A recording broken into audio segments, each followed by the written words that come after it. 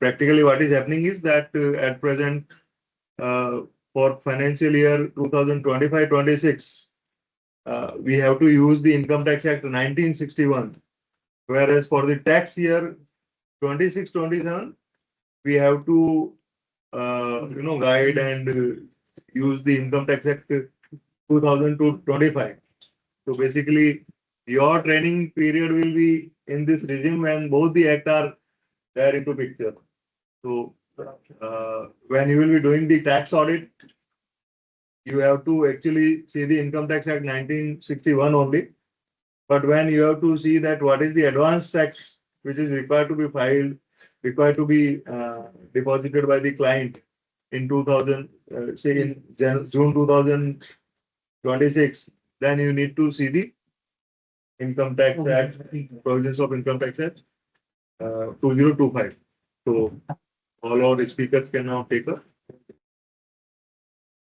Good afternoon, everyone. Today I, Palak Sharma, along with my co-presenters Navya and Rudra, will be discussing about the basics of Income Tax Act 2025, residential status and income from house properties. Basically, we will understand what changes were made in Income Tax Act 2025 as compared to 1961, what was the need for this reform and also intention behind this. So let's start. During the budget speech on July 23rd, 2024, finance minister जो थी उन्होंने announce किया था comprehensive review of income tax act 1961. अब income tax act 1961 have survived for 65 years और उस duration में 60 finance acts आए थे, 19 standalone amendment bills and also 4,000 और individual changes. So to consolidate income tax act 1961 सारे amendments, provisions, explanations देखा जाए तो बहुत confusing और ambiguous हो गया था. So for this reform is necessary. Let's understand the legislative timeline of Income Tax Act 2025. On 13 July, जो original income tax bill था, वो introduce हुआ था लोकसभा के अंदर. Then on July 21, जो parliamentary select committee है, उन्होंने अपनी report submit करी थी with 285 plus recommendations. Then on 8 August, जो original bill introduce किया था, वो withdraw कर दिया था for revisions, जो भी recommendations दिए थे उसके लिए. Then on August 11, 2025, जो रिवाइज इनकम टैक्स बिल था सारे रिकमेंडेशंस को इनकॉर्पोरेट करने के बाद वो पास हुआ था लोकसभा के अंदर. देन ऑन August 12 जो बिल पास हुआ राज्यसभा के अंदर. देन ऑन August 21 प्रेसिडेंट ने अपनी कंसेंट दे दी थी उस बिल को. देन ऑन August 21, 2025 वही एक्ट अपने ऑफिशियल गैजेट में भी आ गया था. देन ऑन 1 April 2026 को वो act came into effect. What was the need and intent of income tax reform is basically to simplify the language. जो 1961 में language use करी गई थी वो much complex थी to understand, but Income Tax Act 2025 में उस problem को भी resolve था. Let's take an example of this. सबने एक provision read किया है जो section 43 of Income Tax Act 1961 में था कि if payment has been made to a person in a single day अगर वो 10,000 कैश से अगर एक्सीड हो जाती है तो वो एक्सपेंस डिसअलाउ हो जाएगा. बट उसकी जो लैंग्वेज ड्राफ्ट थी वो ऐसी थी कि where the assessee incurs any expenditure in respect of which a payment or aggregate of payments made to a person in a day otherwise than by account pay check drawn on a bank or account pay draft or use of electronic clearing system through a bank account or through such other electronic mode as may be prescribed exceeds 10,000 rupees, then no deduction shall be allowed in respect of such expenditure. But ये language frame होके 2025 में easy हो गई. वो ऐसे है कि where in respect of any expenditure incurred by SSC, any payment or aggregate of payment made in a day to a person exceeds 10,000 and is not made through specified banking or online mode, then the expenditure by way of such expenditure shall not be allowed as deduction. तो language भी simplify हो गई plus words भी काफी remove हो गए. Second intention is to improve the clarity. अगर language simplify हो जाएगी तो interpretation के लिए भी वो easy रहता है. Then to reduce the interpretational disputes and deleting the obsolete provisions. जो Income Tax Act 1961 में form हुआ था वो provisions बहुत outdated हो गए थे. Then 2025 Act का reform भी necessary था. The comprehensive approach क्या थी इसके पीछे is to eliminate the intricate language means complicated language ताकि readability enhance हो सके. जो भी reader है उसके लिए वो user friendly हो सके language. So for that this reform is necessary. Remove the repetitive provisions for the better navigation. जो भी repetitive provisions थे and complicated थे और जो unnecessary थे वो भी सब remove हो चुके हैं. And to reorganize the sections logically, ताकि रेफरेंस के लिए भी वो इजी रहे।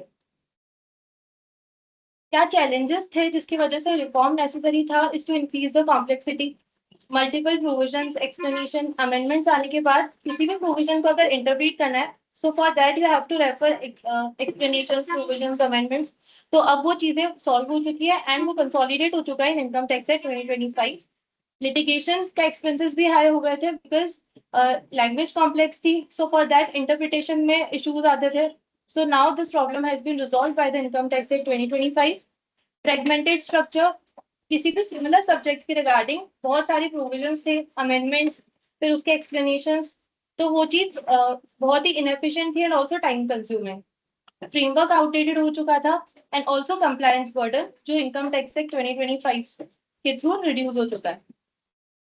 नाउ लेट्स अंडरस्टैंड क्या स्ट्रक्चरल चेंजेस थे जो 1961 में थे बट वो इनकम टैक्स एक्ट 2025 में कम हो गया या फिर बढ़ गया। तो वर्ड्स जो है वो 5.12 लाख से अराउंड 2.60 लाख हो गए। चैप्टर्स जो पहले 47 थे they have now been reduced to 23। Sections 819 थे नाउ 536। रूल्स 511 थे जो अब 333 हो गए। फॉर्म्स जो पहले 399 थे वो अब 190 हो गए। शेड्यूल्स 14 से 16 हो गए। पेजेस 823 से 622 हो गए। तो बिसाइड्स ये 1200 प्रोविजन और जो 900 एक्सप्लेनेशंस थी अब वो सारी कंसोलिडेट होके सब सेक्शंस और क्लॉजेस में इनकम टैक्स एक्ट 2025 में इनकॉर्पोरेट हो गए। Question for online participants.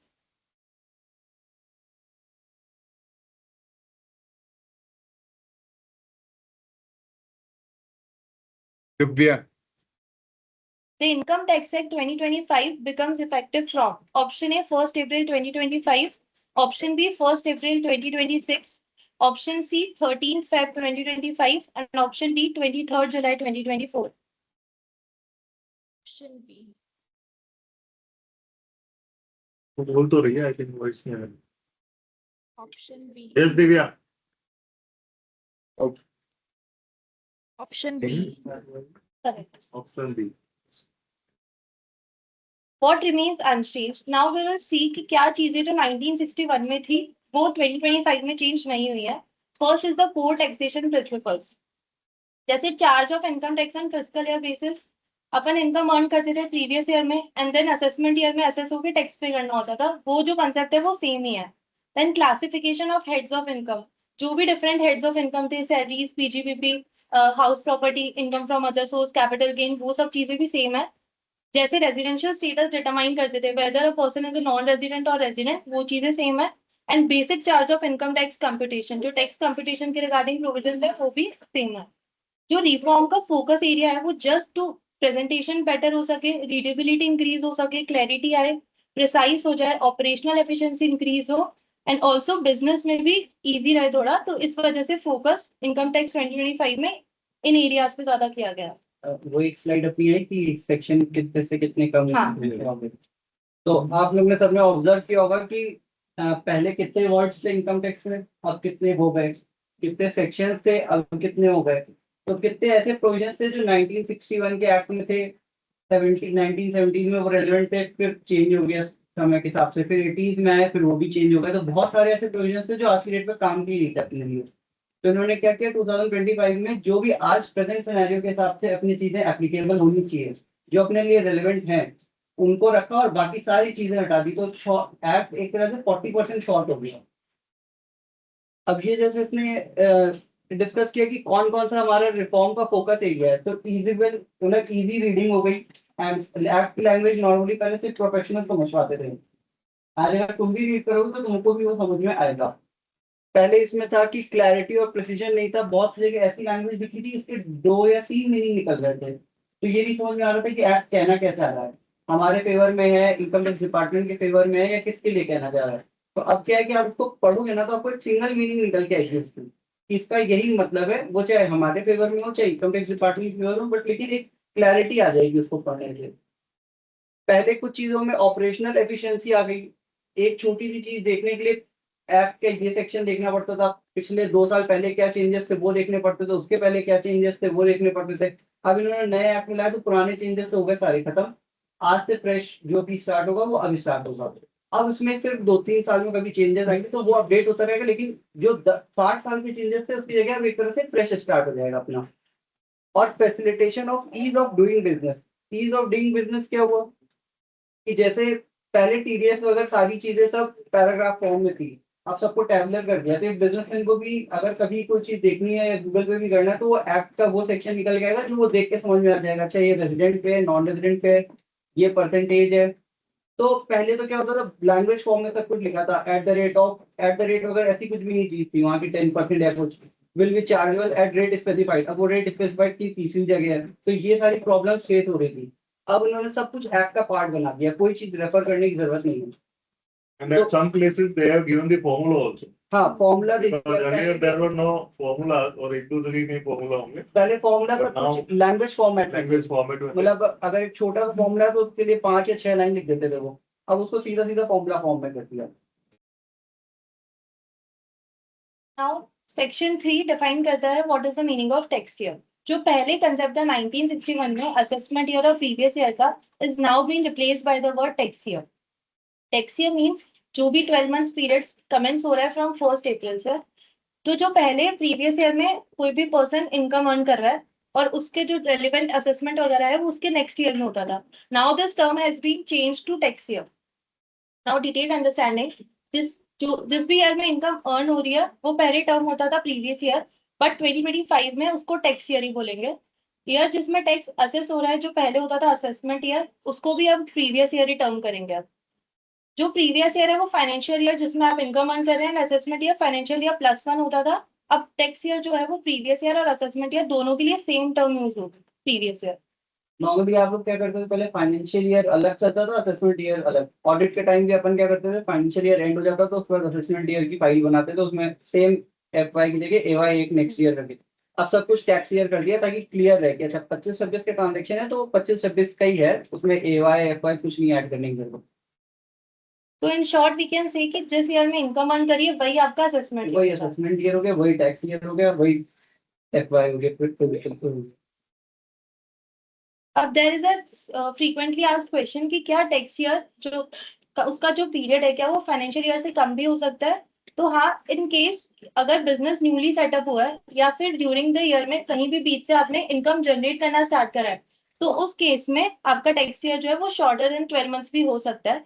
Let's take an example कि अगर 1 अप्रैल 26 से लेकर 31 मार्च 27 तक अपन अगर फाइनेंशियल ईयर देखें, अगर 1 दिसंबर 2026 में बिजनेस सेटअप हुआ है, तो in that case tax year will be from 1st December 2026 to 31st March 2027. And also there is one more frequently asked question, is there any missing year or overlap due to assessment year to tax year? So the answer is no, there is no missing or overlap, because whatever you have earned from 1st April 2025 to 31st March 2026, the governing act will be Income Tax Act 1961 only. But whatever you have earned from 1st April 2026 to 31st March 2027, in that case, Income Tax Act 2025 will go on. पहले साल जो आप लोग audit करोगे उसमें अभी तो पुराना ही एक्ट लगेगा 1961, क्योंकि अभी आप 26 मार्च 26 तक के ट्रांजेक्शन करोगे। बट अगर किसी को एडवांस टैक्स या करंट ईयर के ट्रांजेक्शन में टीडीएस लायबिलिटी बताना है तो वो फिर नए एक्ट पे चलेगा सारी चीज। लेट्स अंडरस्टैंड कि जो लैंग्वेज में चेंज हुआ है उसमें जो पहले नॉटविथस्टैंडिंग वर्ड यूज होता था, अब वो रिप्लेस हो गया है बाय इररेस्पेक्टिव ऑफ। नॉटविथस्टैंडिंग पूरे इनकम टैक्स एक्ट 2025 में कहीं भी मेंशन्ड नहीं है। नॉटविथस्टैंडिंग अगर किसी प्रोविजन में आता है, इट मींस जो भी उस प्रोविजन में लिखा हुआ है वो सब प्रिवेल करेगा अदर प्रोविजंस में। दोनों के मीनिंग सेम होता है, but what is the difference is कि पहले जो जो इनकम टैक्स एक्ट 2025 में इररेस्पेक्टिव ऑफ वर्ड यूज होगा वो होगा to disregard all other provisions. But अगर डिसरिगार्ड करना है ओनली कॉन्फ्लिक्टिंग प्रोविजंस, तो उसके लिए contrary to the provision word use होगा इनकम टैक्स एक्ट 2025 में। बट इनकम टैक्स एक्ट 1961 में दोनों के लिए नॉटविथस्टैंडिंग वर्ड यूज होता था। पहले एक ही टर्मिनोलॉजी यूज होती थी, नॉटविथस्टैंडिंग। इट वाज दो टर्मिनोलॉजी कर ली, एक तो कॉन्ट्रारी टू प्रोविजंस और एक इररेस्पेक्टिव ऑफ। पहले एक ही प्रोविजन से जारी होता था, तो एक ही वर्डिंग से कॉन्ट्रारी करते थे। Let's take an example. Income tax act 1961 में वर्डिंग्स थी कि notwithstanding anything contained in section 45, where the assets of company are distributed to its shareholders on its liquidation, such distribution shall not be regarded as transfer by the company. उसी lines को draft करके income tax act 2025 में word irrespective of add कर दिया in place of notwithstanding. तो बड़ा simple सा है, नॉट स्टैंडिंग बहुत ही एक लीगल लैंग्वेज है ना। अपन किसी को जब किसी से बात करेंगे ना तो ये नहीं कहेंगे कि नॉट स्टैंडिंग बट वो लीगल लैंग्वेज है। But upon irrespective of use करते हैं। अपन किसी से मान लो कोई भी बात करेंगे, किसी से झगड़ा करेंगे या किसी से कुछ भी बात करेंगे तो we generally use the word irrespective of this we have done this, है ना। notwithstanding we have done this ऐसा कभी बोलते हैं पर नहीं बोलते हैं। तो उन्होंने इसको वही बोला है कि जो अपन लेमन लैंग्वेज यूज करते हैं वो लैंग्वेज आप अपने इनकम टैक्स एक्ट में लेके आओ, उसका भी अल्टीमेटली इंटरप्रिटेशन वही है। Interpretation Question 2 for online participants.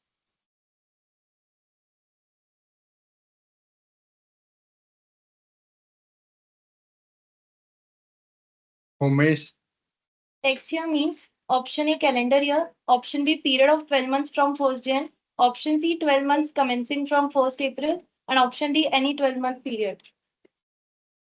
Yes, Umesh Dalora.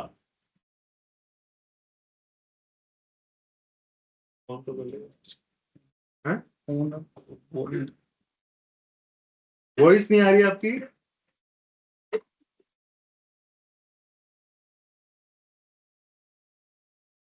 Hand on कर रहा हूं।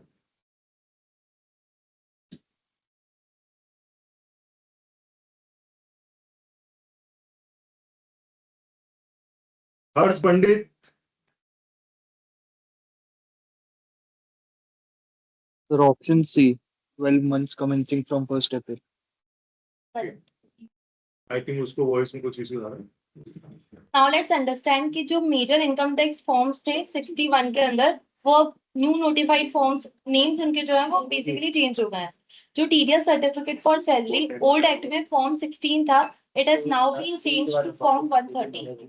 जो एनुअल टैक्स स्टेटमेंट है 26 उसका नेम अब चेंज होके वो हो गया फॉर्म 168। जो TDS certificate non salaried persons के लिए था फॉर्म 16A वो अब चेंज होके हो गया फॉर्म 131। जो क्वार्टरली टीडीएस रिटर्न्स जाती थी सैलरीज की फॉर्म 24Q के अंदर वो अब चेंज हो गया form 138। Quarterly TDS return for non salary वो फॉर्म 26Q था वो अब हो चुका है form 140। Quarterly TDS return non residents की जो जाती थी फॉर्म 27Q में वो अब चेंज हो गया है फॉर्म 144। फॉरेन रेमिटेंस की इंफॉर्मेशन जो फॉर्म 15CA में जाती थी अब वो फॉर्म 145 में जाएगी। अकाउंटेंट सर्टिफिकेट फॉर रेमिटेंस जो फॉर्म 15CB में था वो अब फॉर्म 146 हो गया। And tax audit report and statement of particular जो form 3CA 3CB and 3CD file होते थे अब फॉर्म 26 फाइल होगा। ये अपने लिए रेलेवेंट है, अब अपने लिए फॉर्म 26 हो गया। इनकम टैक्स पोर्टल पे दोनों फॉर्म सारे डिस्प्ले होते हैं एज ऑन डेट भी, वहाँ पे दोनों टैब्स आते हैं। इनकम टैक्स में 1961 क्योंकि आपको लास्ट ईयर के रेफरेंस की रिलेटेड रिटर्न जो इस साल भरनी है आपको लास्ट ईयर के फॉर्म की रेफरेंस काम है। तो इनकम टैक्स पोर्टल पे दोनों फैसिलिटी अवेलेबल है 1961 और 2025 क्योंकि करंट ईयर से जो आप फॉर्म भरोगे वो सब न्यू एक्ट से कवर होते हैं और जो लास्ट ईयर के आपको रिटर्न्स की देखने हैं 26 ईयर्स हो गए वो इनकम टैक्स 1960। ये अभी फॉर्म 16 और ये जितने भी फॉर्म है अभी किसने काम किया है इन पे? 3CA 3CB पे तो सबने किया, बाकी किसी ने किया है तो नीचे टैक्स डिपार्टमेंट में 15CA CB पे करा हुआ ऑडिट में किया है। ऑडिट में देखा ऑडिट के दौरान किया, नीचे किसी ने किया है टैक्स डिवीजन में। 15CA CB वहाँ पे किसी ने बनाया चलो तो ये जब भी अपन अब ऑडिट करेंगे तो जो भी इंटरिम ऑडिट्स पे जाएंगे ना उनको वो देखना है, तो फाइनल ऑडिट पे जाने हैं उनको ये देखना है। नेक्स्ट साल पता चले कि फाइनल ऑडिट पे जाकर के और आप क्लाइंट को बोल दो कि फॉर्म 131 बताओ, वो मत करना। इस साल तो 3CA 3CB नहीं करना। Now let's understand the administrative structure क्या है इनकम टैक्स डिपार्टमेंट का। जो central board of direct tax है वो अबव ऑल है, जो भी कमिश्नर्स वगैरह है उनके सबसे ऊपर है central board of direct tax. It is the governing body which is constituted under the central board of revenue act 1963। उसके नीचे आते हैं chief commissioner which includes the principal chief commissioner, director general या फिर principal director general of income tax. Then commissioner which includes commissioner, director, principal commissioner, or principal director of income tax. Then additional or joint commissioner, which includes the additional or joint commissioner and also the director of income tax. Then assistant commissioner, it includes assistant or deputy commissioner or director of income tax. Then income tax officer, which is handling the basic operational level. ये hierarchy पहले act में भी थी और यही आज भी है. Now let's understand the types of persons under the tax law. Section 2 clause 77 of the income tax act define करता है person की definition which includes 7 persons. पहले है individual, कोई भी natural person who is liable to pay the tax on their income, तो वो होंगे individuals, for example Ram, Sham, etc. Then Hindu undivided family, जो भी family organize हुई है under Hindu law, वो HUF होंगे, for example Sharma family HUF etc. Company, कोई भी कंपनी इनकॉर्पोरेटेड हुई है अंडर द कंपनीज एक्ट 2013 और any other previous company law, तो वो कंपनी होंगे. For example ABC private limited. Firm में पार्टनरशिप और एलएलपी दोनों इंक्लूड होते हैं. Associations of persons and body of individuals, कोई भी कलेक्टिव बॉडी ऑफ इंडिविजुअल्स या entities if they have came together to earn any income, तो उनको अपन बोलेंगे associations of persons and body of individuals. Association of person मतलब जरूरी नहीं कि उसमें इंडिविजुअल हो.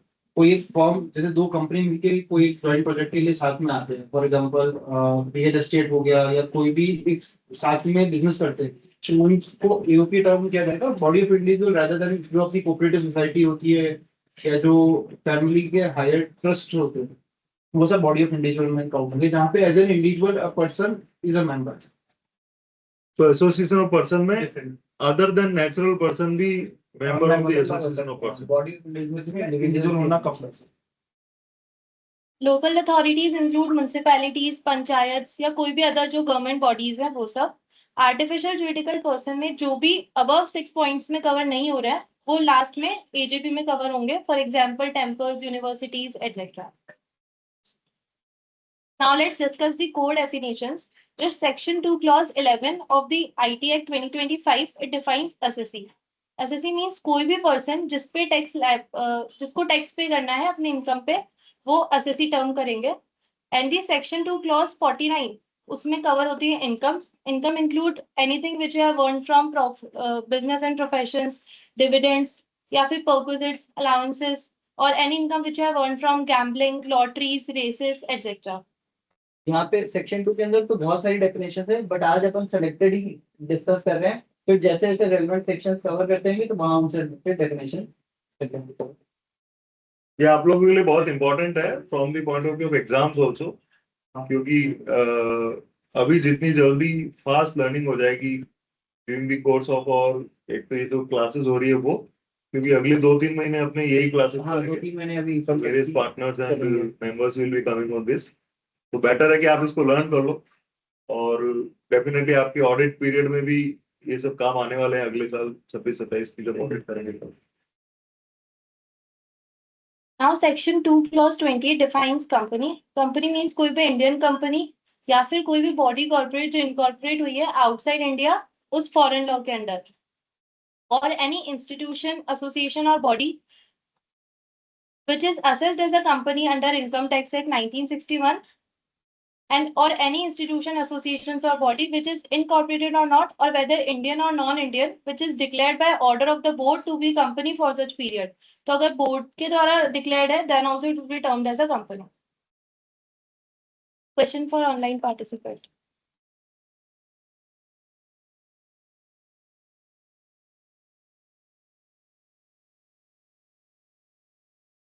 Harsh Khandelwal. The word irrespective of in new act implies override any conflicting provisions. Option B, ignore all provisions without exception. Option C, same as notwithstanding. Or option D, applies only to the procedural provisions. Harsh Khandelwal. Sir, answer would be B. Ignore all provisions without exception. Wrong है ना ये तो? ठीक है. Correct है.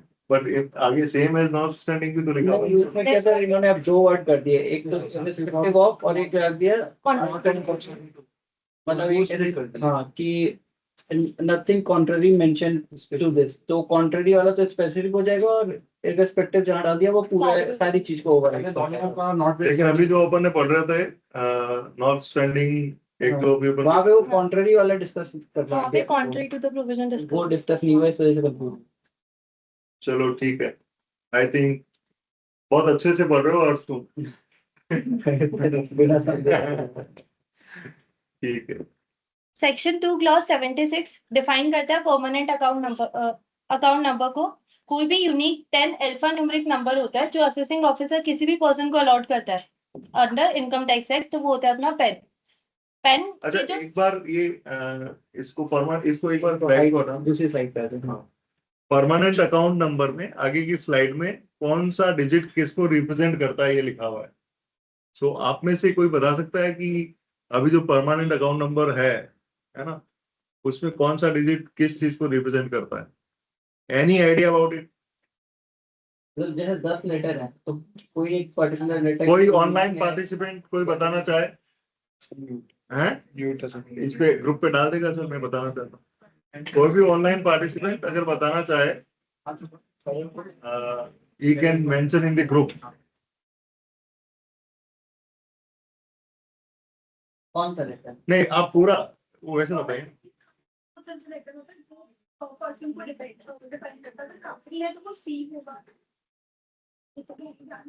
कौन सा letter होगा पेन में? धीरे धीरे रोहन भी सीख जाएगा पूरा ऑडिट कर रहा हूँ एयू में ऑडिट कर रहा हूँ ऑडिट भी की है इसने यस और कोई बताना चाहिए जैसे सपोज किसी इंडिविजुअल का है जैसे मेरा नाम आदित्य बजाज है तो मेरे नाम से भी कुछ वर्ड पिक होगा या नहीं होगा उसमें मतलब फर्स्ट नेम सरनेम कुछ भी होगा सरनेम का फर्स्ट लेटर वो कौन से डिजिट पे आएगा तो एनीवे अब थोड़ा एक्सप्लेन करो ये लॉजिकली ध्यान होना चाहिए ना कि क्यों कंपनी केस में कंपनी का फर्स्ट लेटर ही आएगा इंडिविजुअल केस में तो सरनेम आ जाएगा अदरवाइज उसका कंपनी है तो फर्स्ट लेटर ही आ जाएगा तो जो पहले 3 लेटर्स होते हैं वो रैंडम होते हैं फ्रॉम ए टू जेड जो 4th लेटर होगा अगर कोई इंडिविजुअल है तो पी आता है C for company A for association F for firm H for HUF and T for trust और जो 5th लेटर होता है वो जो एप्लीकेंट है जिस भी पर्सन का वो पेन है उसका सरनेम का फर्स्ट लेटर होता है फिर जो 4 नंबर्स होते हैं वो रैंडम होते हैं एंड लास्ट जो अल्फाबेट होता है वो चेक डिजिट होता है रैंडम कोई भी डिजिट हो सकती है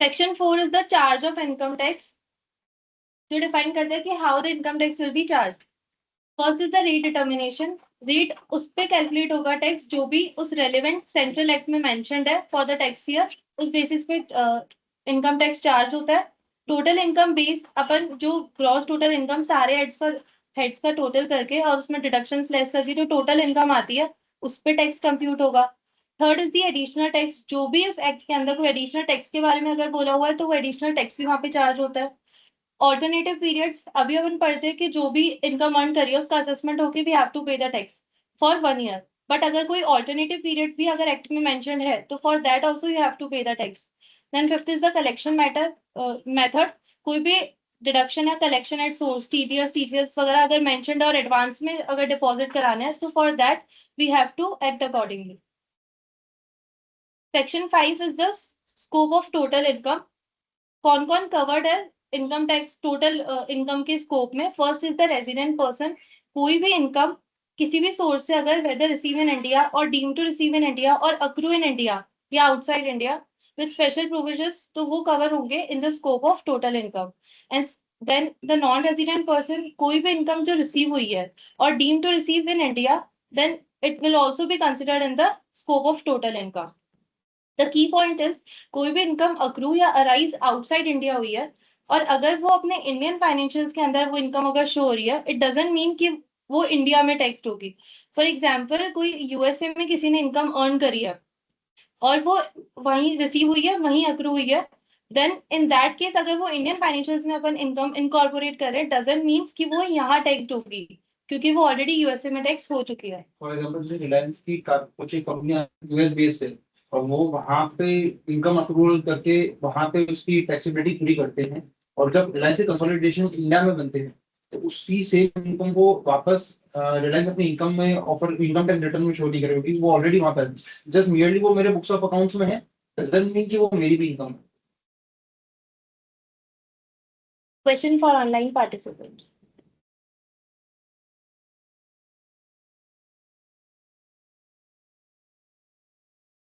Tanya and Devika.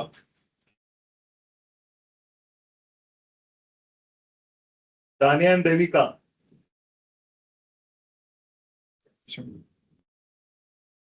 Option C. क्या हुआ Tania? Age of SSC option C आप बता रहे हो, what is the logic?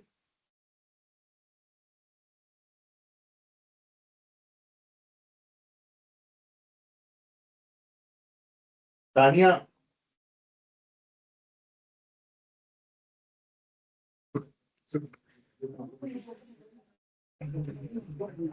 Yes Tania बताओ, एज ऑफ एसएससी कैसे आंसर दिया आपने? एज के हिसाब से बेसिक असम्पशन हमारा चेंज होता है। अच्छा, और कोई बताएगा? हर एज के रुको SSC एक को टैक्स देना है। मिनट, तानिया तुम्हारे साथ में कौन है? देविका। Exemption नहीं है, हर एज को देना है। देविका सेम आंसर है तुम्हारा भी? Yes sir. अरे भाई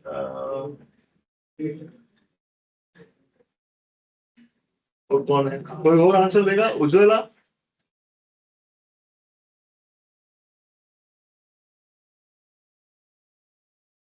Sir, I think the answer would be residential status. B. क्यों? सर हम रेजिडेंट के बेसिस पे डिसाइड करते हैं कि कौन सी इनकम चार्ज होगी। अगर वो रेजिडेंट है इंडिया का तो उसकी पूरी इनकम हम टैक्सेबल बनाते हैं। अगर वो नॉन रेजिडेंट है तो सिर्फ जो इनकम इंडिया से उसकी अक्रू हो रही है हम वो टैक्सेबल करते हैं। करेक्ट। तो बेसिकली यहाँ जो बात हो रही है, I think Tania and both of them have confused themselves.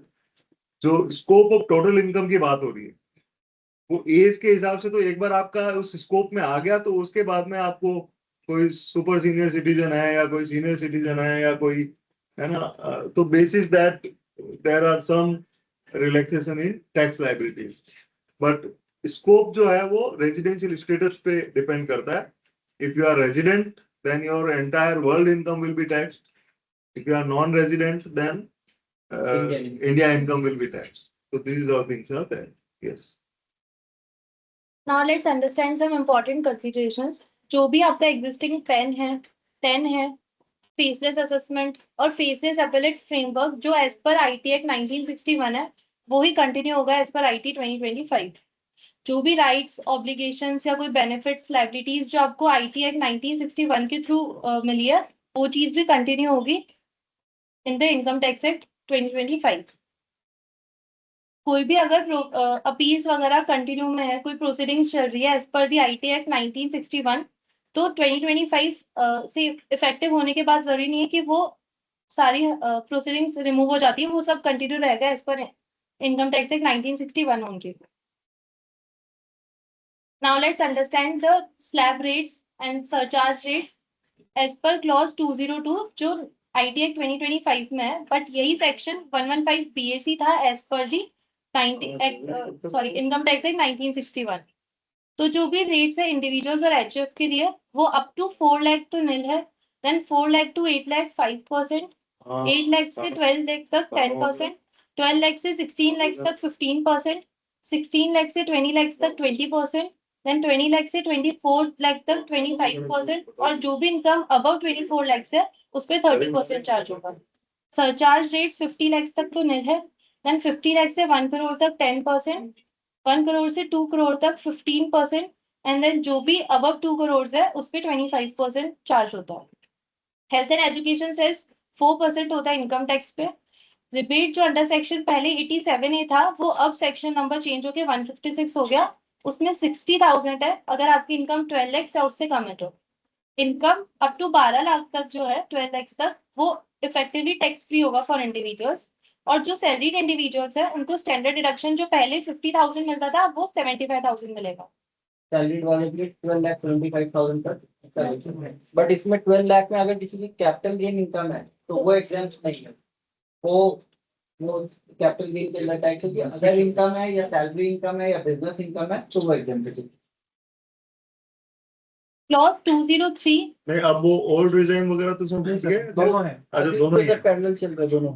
इस साल भी 26-27 इस साल चल बट न्यू डिफॉल्ट है, ओल्ड आपको सेलेक्ट करना है तो अच्छा, new is by default. By default है। और सेक्शन जो पहले BAA था for domestic companies income tax act 1961 के अंदर, अब वो IT एक्ट 2025 में क्लॉज 203 हो गया। क्लॉज नहीं, सेक्शन इसको भी ये सेक्शन ही है, ये क्लॉज नहीं है। सेक्शन 203 हो गया। ये लेकिन प्रेजेंटेशन पहले नहीं आए थे क्या? ये एक्चुअली कल हम लोग ने सजेस्ट किया था कि उसके साथ नया वाला भी नाम लिख दो, 115 BA लिखा हुआ है उसमें। देन टैक्स रेट तो है 22%, सरचार्ज रेट है 10%, इस पे कोई स्लैब सिस्टम नहीं है, और जो हेल्थ एंड एजुकेशन सेस है वो है 4%, तो इफेक्टिव जो टैक्स रेट है वो 25.17% होती है। एंड सेक्शन 204 जो पहले सेक्शन 115 BAD था 1961 के अंदर, जो कोऑपरेटिव सोसाइटीज की रेट डिसाइड करते हैं, तो उसमें भी टैक्स रेट वही 22% है, सरचार्ज वही 10%, हेल्थ एंड एजुकेशन सेस 4%, जो टैक्स प्लस सरचार्ज दोनों पे एप्लीकेबल होता है। देन इफेक्टिव रेट इसकी भी 25.17% होती है। न्यू इनकम टैक्स regime ही ऑटोमेटिकली अप्लाई होती है if you have not opted for the old tax regime, means new tax income tax regime है वो डिफॉल्ट है। देन ओल्ड टैक्स regime जो इंडिविजुअल HUF की स्लैब्स थी वो अप टू 2.5 लाख तक तो निल है, देन 2,50,000 से 5 लाख तक वो है 5%, 5 लाख से 10 लाख तक है वो 20%, एंड अबव 10 लाख जो है वो है 30%। और सरचार्ज रेट्स 50 लाख तक निल है, मतलब 5 लाख से 1 करोड़ तक 10%, देन 1 करोड़ से 2 करोड़ तक 15%, 2 करोड़ से 5 करोड़ तक 25%, और जो भी अबव 5 करोड़ है उस पे 37%। HEC वही 4% है। रिबेट अंडर सेक्शन जो अब 156 हो गया, पहले 87A था, वो अप टू 12,500 है if your income is up to 5 lakh और लेस देन 5 लाख। और जो सैलरीड इंडिविजुअल्स थे है उन पे पहले जो ओल्ड टैक्स स्कीम है उसमें 50,000 का स्टैंडर्ड डिडक्शन मिलता है। न्यू स्कीम में अपना 30% वाला स्लैब आता है 24 लाख की इनकम के ऊपर, यहाँ पे 10 लाख के ऊपर ही था। उसका रीजन अभी वैसे बेनिफिशियल सबके लिए न्यू है, बट ओल्ड स्कीम उनके लिए बेनिफिशियल है जिनको डिडक्शंस मिल रहे थे, हाउस प्रॉपर्टी का कोई लोन का था, HRA क्लेम करते थे, तो उन वो बेनिफिट्स आज भी ओल्ड स्कीम में है, न्यू स्कीम में नहीं है। तो जिसके भी रिटर्न भरते हैं कंपेयर करना पड़ेगा कि उसको डिडक्शन के साथ बेनिफिट में ओल्ड में कम टैक्स आ रहा है या विदाउट डिडक्शन न्यू में टैक्स कम आ रहा है। And then the old tax regime की जो रेट्स थी फॉर डोमेस्टिक कंपनीज, वो इफ टर्नओवर आपका 400 करोड़ या उससे कम है देन इट विल बी 25%, और जिनका भी इससे एक्सीड हो जाता है टर्नओवर तो रेट विल बी 30%। जो सरचार्ज रेट्स है फॉर डोमेस्टिक कंपनीज वो लेस देन और इक्वल टू अगर 1 करोड़ है देन इट विल बी निल, 1 करोड़ से 10 करोड़ तक 7%, and above 10 crore the rate will be 12%। HEC वही 4% है जो टैक्स और प्लस सरचार्ज के ऊपर एप्लीकेबल होता है। जो ओल्ड टैक्स स्लैब है for cooperative societies up to अगर 10,000 तक है income then it will be 10%, 10,000 से 20,000 तक है देन इट विल बी 20%, और अबव 20,000 है तो द रेट विल बी 30,000। और जो सरचार्ज और HEC है वो कोऑपरेटिव सोसाइटीज पे भी सेम रेट्स है जो डोमेस्टिक कंपनीज पे एप्लीकेबल है। Question for the participants.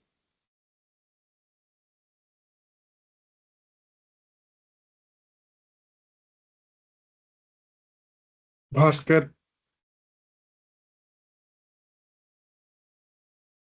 Hello. Debate under section 156. New regime is available up to option A 12,500, option B 50,000, option C 60,000, and option D 75,000. Hello. Bhaskar आवाज आ रही है, answer बताओ। Sir answer is 12,500। वो old law में है, new regime का पूछ रहे हैं। Sir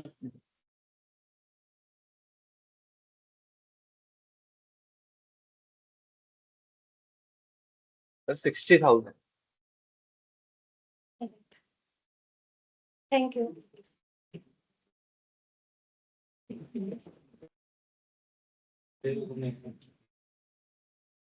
So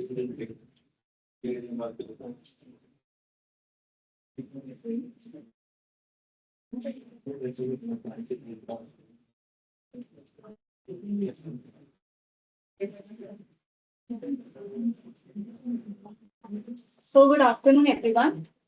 We will now be covering residential status in India, which covers from Section 6 to Section 13 as per Income Tax Act 2025. So before explaining the section, what is the purpose of residential status? It helps to determine कि एक person की income कितनी taxable होगी India में.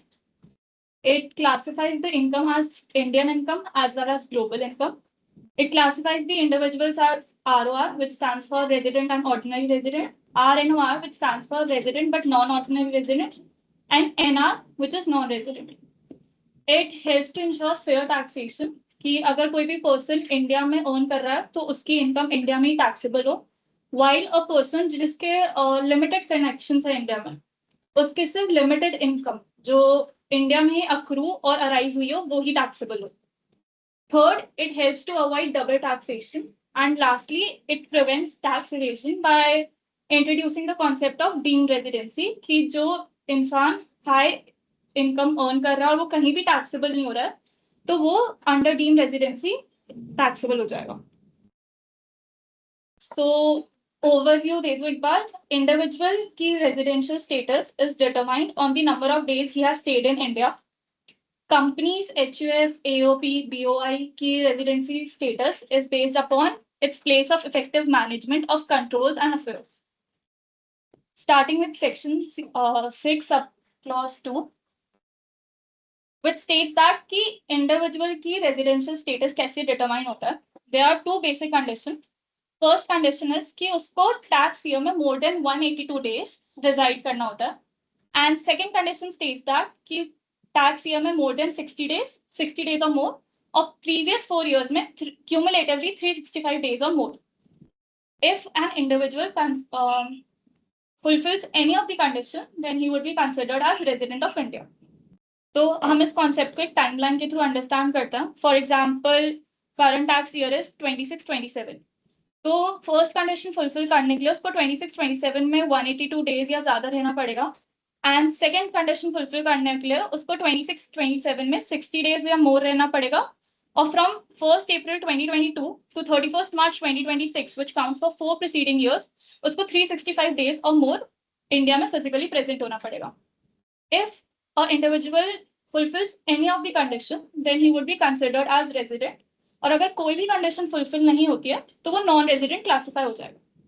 अब एक बार person resident classify हो गया तो हम 2 एडिशनल कंडीशंस और देखेंगे जिससे हम क्लासिफाई करेंगे whether he is a resident and ordinary resident और resident but non ordinary resident. अब 2 एडिशनल कंडीशंस आर कि वो प्रीसीडिंग 10 इयर्स में कोई भी 2 साल रेजिडेंट होना चाहिए एंड सेकेंडली लास्ट 7 इयर्स में मोर देन और इक्वल टू 730 डेज इंडिया में रिजाइड करना चाहिए. बट द कंडीशन इज दोनों कंडीशन फुलफिल होनी चाहिए, नॉट इवन वन. अगर कोई एक भी कंडीशन मेट नहीं होती है तो वो RNOR क्लासिफाई हो जाएगा और अगर दोनों कंडीशन सेटिस्फाई हो जाती है तो वो ROR क्लासिफाई हो जाएगा. तो अगर हम समराइज देखें तो अगर वो बेसिक कंडीशन में कोई भी कंडीशन क्लासिफाई कर देता है तो वो रेजिडेंट क्लासिफाई होगा. रेजिडेंट क्लासिफाई होने के बाद उसको 2 एडिशनल कंडीशंस और सेटिस्फाई करनी होगी. अगर दोनों एडिशनल कंडीशन सेटिस्फाई हो गई तो वो ऑर्डिनरी रेजिडेंट बोला जाएगा, otherwise non ordinary resident. Now there are some exceptions. Residential status सबने पहले देख रखा होगा, सब सेम ही है. ये लास्ट 4-5 सालों से यही चलता हुआ आ रहा है. 2 ईयर अगर 182 डेज से ज्यादा है तो 100% रेजिडेंट है. 182 डेज से कम है लेकिन 60 डेज से ज्यादा है और पिछले 4 साल में 365 डेज से ज्यादा तो भी रेजिडेंट है, अदरवाइज नॉन रेजिडेंट है. फिर एडिशनल कंडीशन वो है कि रेजिडेंट तो नहीं है, वो मतलब रेजिडेंट है और वो 730 डेज और वो कितना 10 इयर्स में से 2 year 2 years. 2 out of 10 years भी इंडिया में है रेजिडेंट होना चाहिए. और 730 डेज से ज्यादा है अगर फाइनेंशियल ईयर में आउट ऑफ 365 तो वैसे ही रेजिडेंट. तो अगर इन दोनों उसको नहीं फुलफिल कर रहा है तो resident but not ordinary resident हो जाएगा. इन दोनों की क्लासिफिकेशन बस यही कि जो आपकी इनकम की चार्जेबिलिटी हुई वो अलग हो जाती है. ROR के लिए रेजिडेंट बट नॉट ऑर्डिनरी वो अलग हो जाती है, उसकी क्लासिफिकेशन. तो अब जो प्रोविजंस थे उसके कुछ एक्सेप्शंस हैं। अगर कोई भी इंसान सिटीजन ऑफ इंडिया है और इंसान क्या होता है? इंडिविजुअल, सॉरी, अगर कोई भी इंडिविजुअल है, वो सिटीजन ऑफ इंडिया है और वो इंडिया को लीव करता है एज क्या कि वो जैसे इन्होंने लैंग्वेज को लेमन कर दिया, उन्होंने भी लेमन कर दिया इंसान। वो इंडिया को लीव करता है एज अ क्रू मेंबर, या फिर वो इंडिया को लीव करता है for the purpose of employment. सिर्फ basic condition one that is कि वो करंट टैक्स ईयर में मोर देन 182 डेज रहना चाहिए, वही एप्लीकेबल होगी। और जो सेकंड कंडीशन थी उसकी एप्लीकेबिलिटी 0 हो जाती है। सेकंड, अंडर सेक्शन 6 सबसेक्शन 4 वो बोलता है अगर कोई इंडिविजुअल सिटीजन ऑफ इंडिया है और पर्सन ऑफ इंडियन ओरिजिन है जो इंडिया विजिट करता है और उसकी income is less than 15 lakh, उस पे भी सिर्फ बेसिक कंडीशन 1 एप्लीकेबल होगी और बेसिक कंडीशन 2 की एप्लीकेबिलिटी 0 हो जाती है। Now person of Indian origin कौन होता है? जो पर्सन हिमसेल्फ, आइदर उसके ग्रैंड पेरेंट्स या उसके पेरेंट्स अनडिवाइडेड इंडिया में बॉर्न हुए हो। अनडिवाइडेड इंडिया में इंडिया आता है, पाकिस्तान आता है एंड बांग्लादेश आता है। तो अगर इन दोनों में से कोई भी कंडीशन मेट होती है तो फिर उसमें जो बेसिक कंडीशन 2 है वो एप्लीकेबल नहीं होती है, और to be resident of India उसको फर्स्ट कंडीशन ही फुलफिल करनी पड़ती है। Now for calculation of number of days for crew members, तो जिस दिन वो डेट जो एंटर होगी उसकी कंटिन्यूस डिस्चार्ज सर्टिफिकेट में, वो डेट और जो साइनिंग ऑफ डेट होगी एज पर दैट सर्टिफिकेट, वो इंक्लूड नहीं होगी in the number of days stayed in India. Excluding those days, उसके जितना भी वो फिजिकली प्रेजेंट होगा इंडिया में, उस बेसिस पर हम उसका रेजिडेंशियल स्टेटस डिटरमाइन करेंगे। So to understand the topic, question number 1, a person, हमें इसको बोल हाथ नीचे कर ले। क्या आता है? हाथ दुखने लग जाएगा। कुसुम Chaudhary,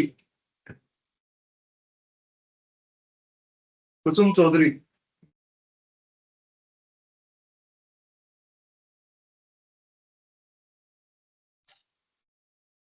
Sir, the answer is B.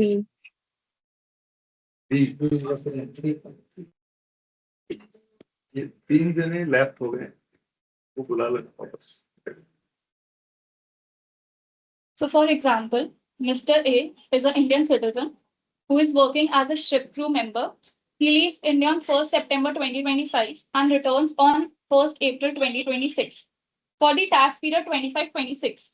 Whether he would be considered as resident of India or not. Any guesses?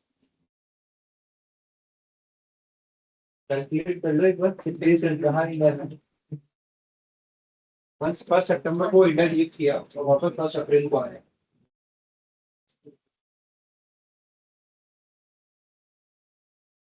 तो अप्रैल में he has resided in India for 30 days, May के 31 days, June के 30, July 31, August 31. So it counts for 153 days. क्योंकि इसमें second condition applicable नहीं होगी, तो he has to live in India for more than 182 days. So hence he would be classified as non-resident. Let's take a case law which of Abdul Razak versus Income Tax Authority, and the judgment was passed by Kerala High Court. The facts of the case are कि अब्दुल रजाक एक Indian citizen है जो India को leave किया on 24 सितंबर 1988 to start his own business abroad. उसका stay duration हमें बता रखा है कि 1989 टू 1990 वो 177 डेज के लिए इंडिया में रहा है और प्रीसीडिंग 4 इयर्स में उसने 365 डेज वाला क्राइटेरिया मेट कर दिया। अब असिस्टिंग ऑफिसर बोलता है कि एज वो for the purpose of employment नहीं गया, रादर वो अपना बिजनेस चालू करने गया, तो उसके ऊपर जो सेकंड कंडीशन है ऑफ 60 + 365 डेज वो भी एप्लीकेबल होगी, और क्योंकि वो मेट हो रही है hence he would be considered as resident. But assessee claim करता है कि for the purpose of employment एक ब्रॉडर टर्म मीन करता है और इसमें सेल्फ एम्प्लॉयमेंट भी आती है, दैट इज इसमें बिजनेस भी इंक्लूड होता है, इसलिए सिर्फ 182 डेज वाला प्रोविजन अट्रैक्ट होगा और ये नॉन रेजिडेंट होगा। तो अब लीगल क्वेश्चन इसमें राइज होता है कि क्या for the purpose of employment include self employment और नॉट, कि अगर वो बिजनेस के लिए गया है तो उस पर कौन सी बेसिक कंडीशन एप्लीकेबल होगी। तो बेसिकली आया तो इनके लिए था क्रू मेंबर और इन सब के लिए, बट उसमें जो लैंग्वेज थी वो तो यही थी कि for the purpose of employment अगर इंडिया के बाहर जा रहा है तो उसका 182 डेज इंडिया में रहना जरूरी है तभी रेजिडेंट होगा। बट जो मिस्टर अब्दुल रजाक थे, इन्होंने एम्प्लॉयमेंट को कहा कि सेल्फ एम्प्लॉयमेंट, मैं खुद भी अपना बिजनेस बाहर जाके चालू कर रहा हूँ, तो वो भी मेरे लिए तो एम्प्लॉयमेंट ही है। तो कोर्ट ने दोनों की सुनी, इनकम टैक्स डिपार्टमेंट की भी सुनी और उसकी सुनी, और फिर डिसीजन दिया कि employment includes self employment also. इसको वापस से वो चीज बता रहा हूँ, Okay, sir. ये कोड लीगल क्वेश्चन है। हाँ, तो जो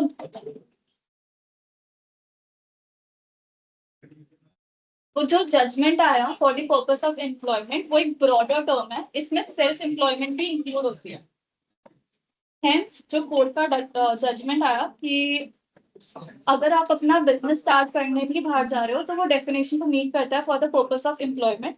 हेंस ओनली 182 डेज वाली condition has to be met, और क्योंकि वो इंडिया में सिर्फ 177 डेज के लिए रहा था, इसलिए वो नॉन रेजिडेंट क्लासिफाई हो जाएगा। नाउ हाई इनकम इंडिविजुअल, इसमें क्या होता है कि अगर कोई इंडिविजुअल इंडियन सिटीजन है और वो विजिट करने आ रहा है टू इंडिया, उसकी इनकम एक्सीड कर रही है 15 लाख से, तो बेसिक कंडीशन 1 तो है, but instead of basic condition 2 वो 60 days has been replaced to 182 days. मतलब अब इसको रेजिडेंसी क्राइटेरिया मेट करने के लिए 2 कंडीशंस एप्लीकेबल होगी। First, he should live in India for more than 182 days, and secondly, in the current year he should live for more than 120 days, and preceding 4 years में he should live it for more than 365 days cumulatively. Now there is a question that, for example, Mr. A is an Indian citizen. He has stayed in India. Examples तो देख लो एक बार, इस पे question काफी relevant है। He has stayed in India for more than 130 days. Last 4 years में वो 400 days रहा है. Income in India is 20 lakh. So whether he would be resident of India or not. So as the income exceeds 15 lakh, तो वो second वाली condition आ जाएगी of 120 days plus 365 days. और वो वाली condition met हो रही है, इसलिए he would be considered as resident of India. Second, Mr. B, he is again an Indian citizen. उसने इंडिया में स्टे 100 डेज का किया, लास्ट 4 ईयर में क्यूमुलेटिवली उसने 400 डेज स्टे किया। Income in India same 20 lakh, whether he would be considered as resident or not. So as he has not lived in India for more than 120 days, so वो non resident classify होगा। Question for online participants.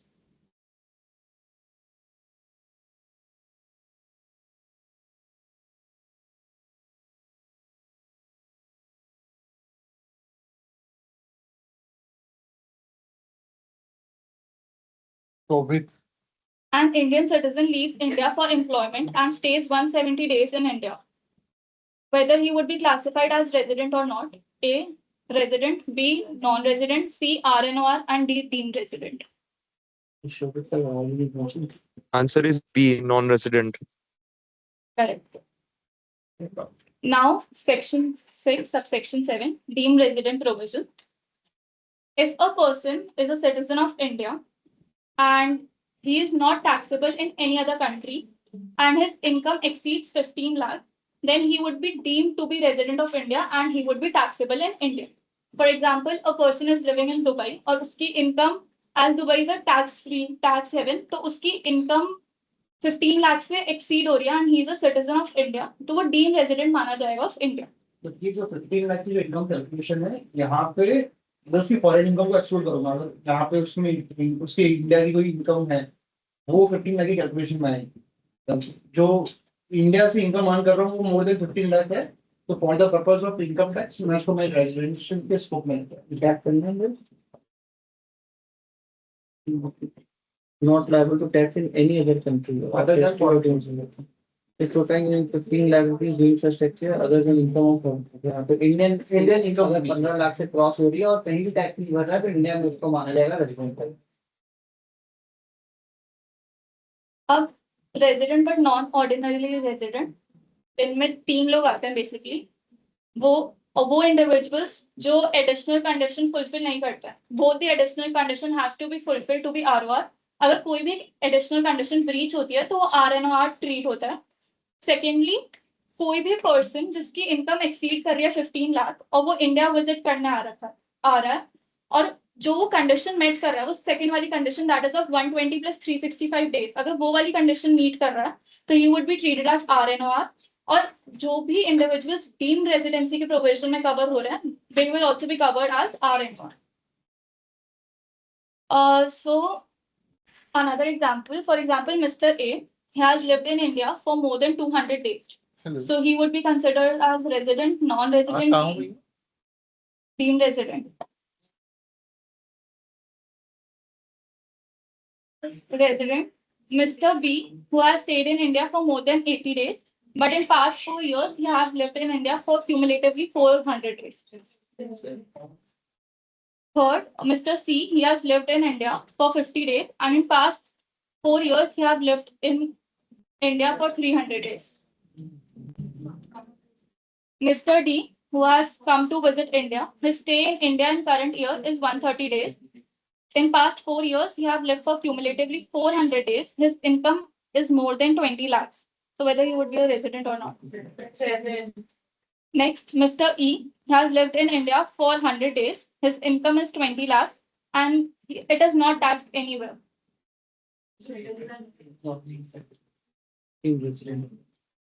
Okay.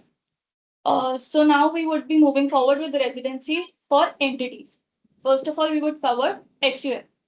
If HUFP control and management of its affairs is wholly or partly in India, then he would be considered as resident of India. If the control and affairs are outside India, then he would be considered as non-resident. Secondly, the Karta of the HUF, if fulfills both the additional conditions, then he would be treated as ROR. And if either of the conditions is not met, then he would be considered as RN. In case of company, it would be treated as resident in India if its place of effective management is wholly or partly in India. And in case of firm and association, if its control and affairs are wholly or partly in India, it would be considered as resident of India. HUF case में जहाँ उनके करता है, जहाँ members हैं, अगर सब India में है तो वैसे होगा. सपोज मेंबर्स सारे बाहर है लेकिन जो करता है मेन पर्सन HUF का वो इंडिया में है, वही सारे डिसीजन लेना है, वो सारी चीजें, तो वो HUF ऑटोमेटिकली इंडियन रेजिडेंट हो जाएगी.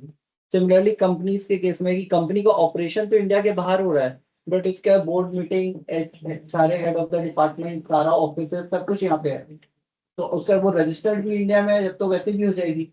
और वो रजिस्टर्ड सपोज कोई ऐसे टैक्स हेवन नेशन में है लेकिन सारा कंट्रोल, सारे डिसीजन, सारे बोर्ड ऑफ डायरेक्टर इंडिया में रहते हैं, तो उसका भी प्लेस ऑफ इफेक्टिव मैनेजमेंट में जाएंगे तो वो इंडियन रेजिडेंट हो जाएगी.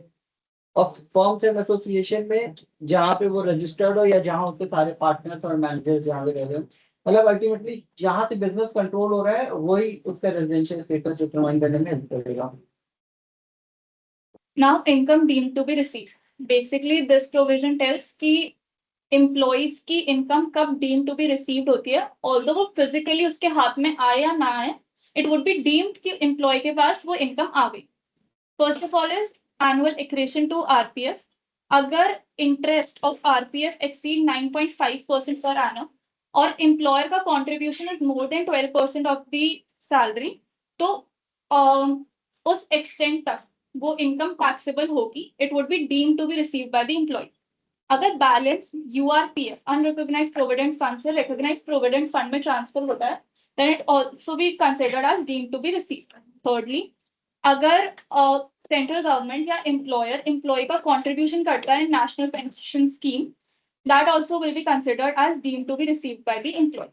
ये सारा कुछ सैलरी का ही पार्ट होते हैं, ये तीनों चीजें, चाहे पीएफ का कंट्रीब्यूशन है, एनपीएस कंट्रीब्यूशन हो या transfer from unrecognised to recognised हो, तो ये सब सैलरी का पार्ट है. तो जिस साल में होगा ये ट्रांजेक्शन उस साल की वो इनकम मान जाएगी. Now question for the online participants. A company is a resident in India if it's incorporated in India, POM is in India, either A or B or both A or B. Yes, Lalwani. अच्छा question है, तुम भी अपने answer दो. ये दो लोग गायब हो गए. तो मैं रजिस्टर्ड हुई, सो नाम है लेट्स से ट्रम्प लिमिटेड, उसका रेजिडेंशियल स्टेटस क्या होगा?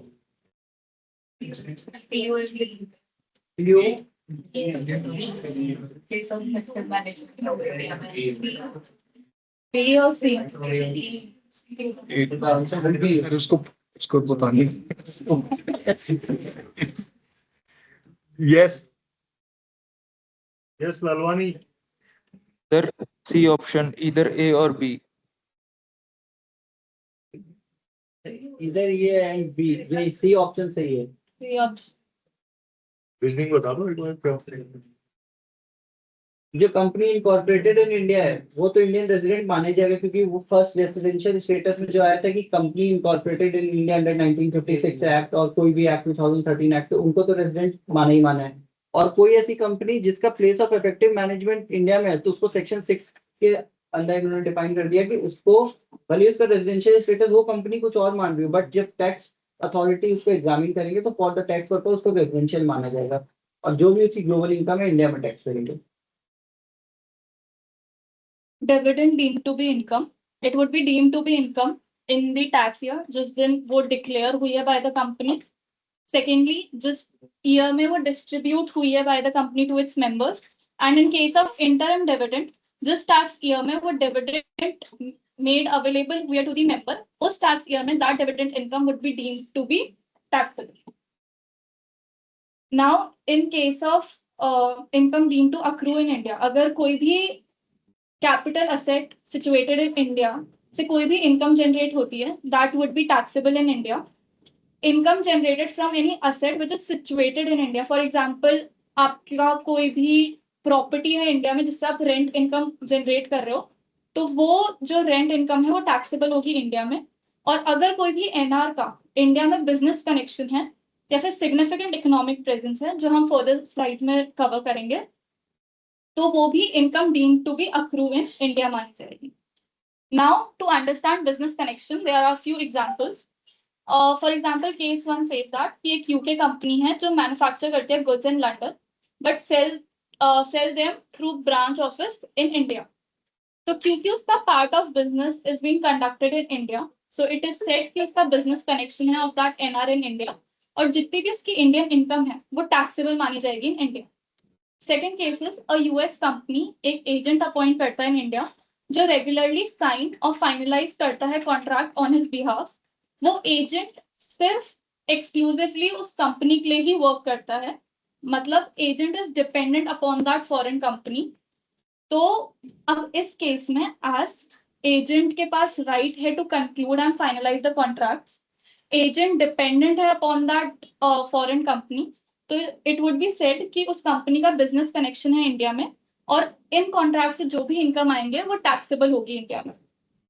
थर्ड केसेस, कि एक फॉरेन कंपनी है वो अपने अपने आप समझ में आ रहा है, देखने से समझ में थोड़ी आता है। वो अपने गुड्स एक इंडियन एजेंट के थ्रू करवाती है, बट अब वो जो एजेंट है वो बहुत सारी कंपनीज के लिए वर्क करता है, not exclusively for that one company. वो अपने ऑर्डिनरी कोर्स ऑफ बिजनेस में एक्ट करता है। क्योंकि अब जो एजेंट है वो इंडिपेंडेंट है, हेंस इट इज सेड कि उस एनआर का इंडिया में बिजनेस कनेक्शन नहीं है और इनकम टैक्सेबल नहीं होगी। फोर्थ एग्जांपल वुड बी एक फॉरेन सोशल मीडिया कंपनी है, उसके मिलियन ऑफ इंडियन यूजर्स हैं, वो उसकी मेजर इनकम इंडिया से ही अराइज होती है और वो कलेक्ट और सेल करती है इंडियन यूजर के डेटा। एज इंडिया के साथ उसका हाई वैल्यू ट्रांजेक्शन है, रेगुलर इंटरेक्शन है, तो अपन बोलेंगे कि उसका बहुत ज्यादा इकोनॉमिक प्रेजेंस है इंडिया में, इसलिए हम उसका भी बिजनेस कनेक्शन होगा इंडिया में and hence his income would be taxable in India. बाकी सर्विसेज के लिए फिर भी इंडिविजुअल के लिए इजी है डिटरमाइन करना रेजिडेंशियल स्टेटस, एचयूएफ के लिए इजी है, बट सबसे डिफिकल्ट है कंपनीज के लिए एग्जामिन करना, क्योंकि उसमें कंपनीज में कोई नंबर ऑफ डेज की कोई कंडीशन है नहीं, वहाँ पे एक वो रूल्स है प्लेस ऑफ इफेक्टिव मैनेजमेंट वाले। अब वो बहुत थिन लाइन डिफरेंस है कि एजेंट अगर सिर्फ हमारे लिए काम कर रहा है इंडिया में तो वो इंडियन उसका बिजनेस कनेक्शन मान लिया जाएगा और इंडिया में उसकी कंपनी की इनकम टैक्सेबल कर देंगे, लेकिन एजेंट सिर्फ दूसरी कंपनी के कहने पे काम कर रहा है, फॉरेन कंपनी के कहने में, और जितना वो कह रहे हैं उतना ही काम कर रहा है, तो ये माना जाएगा उसका इफेक्टिव मैनेजमेंट बाहर है। सिमिलरली ये लास्ट वाला ट्रांजेक्शन, वो सोशल मीडिया इन्फ्लुएंसर है, इंडिया के बाहर का कंटेंट अपना बाहर बना रहा है, तो उसके इंडिया में most of the users Indians है और इंडिया का डेटा इंडिया में एडवर्टीजमेंट सेल कर रहा है, इंडिया से आ रहा है, तो उसको फिर इंडियन कनेक्शन उसका मान लिया जाएगा। ऑल्दो उस कंट्री के रेजिडेंशियल स्टेटस के हिसाब से वो वहां भी रेजिडेंट हो रहा होगा, क्योंकि नंबर ऑफ डेज की कंडीशन होगी उस कंट्री में, वो चीज होगी, तो वो रहता तो वही है। बट ये जो प्लेस ऑफ इफेक्टिव मैनेजमेंट है ना, ये बहुत ही ब्रॉड रूट है, इसमें बहुत लोगों को इंडिया में कवर कर दिया है इनने। इसमें वो कंट्रोल कैसे करेंगे सोशल मीडिया इन्फ्लुएंसर? सर वो ये डिटरमाइन करेंगे टैक्स अथॉरिटीज की ये जो इंडिया से रेवेन्यू कैसे जनरेट हो रही है, इसकी ज्यादातर रेवेन्यू जो जनरेट हो रही है वो इंडियन व्यूज से जनरेट हो रही है। फिर ये जो एडवर्टीजमेंट चलाते हैं अपने इंस्टाग्राम और उस पे, वो इंडियन सेलर्स इनको दे रहे हैं, मतलब इंडिया की पार्टीज इनको पैसा दे रही है ऐड के, तो वो फिर उनको ये माना जाएगा कि इनकी इंडियन इनकम है। So, section 9 subsection 3, salaries occurring in India. अगर कोई भी इनकम ऑफ सैलरी अर्न है थ्रू सर्विसेज रेंडर्ड इन इंडिया, तो वो मानी जाएगी कि वो अक्रूड इन इंडिया और टैक्सेबल हो जाएगी इंडिया में। अगर कोई भी सैलरी गवर्नमेंट ऑफ इंडिया पे करती है to a person residing outside India, तो वो भी हम मानेंगे salary accruing in India.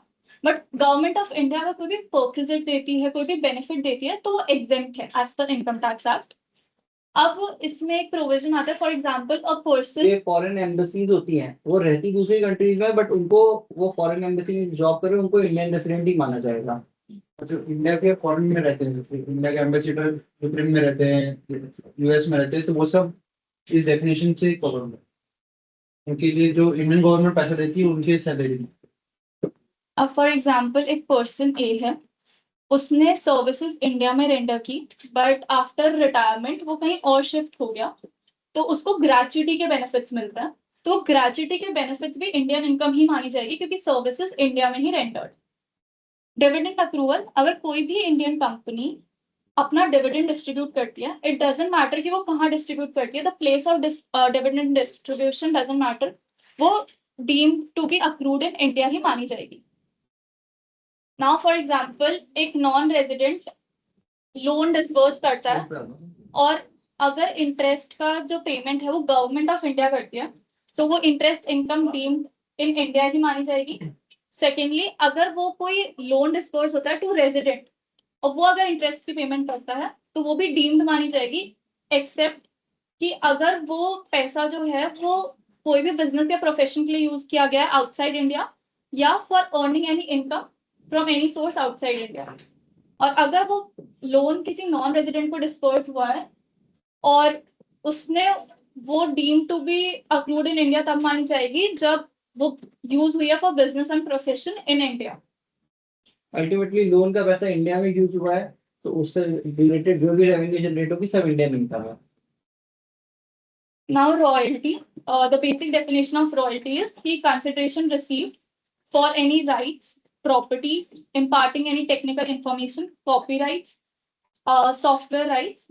It also include any lump sum payment or lump sum consideration received, but it excludes any consideration received for any capital asset which is charged under capital gain। मतलब कोई capital asset के against कोई भी royalty आती है जो capital gain में already taxable हो रही है, तो वो रॉयल्टी इधर कवर नहीं होगी।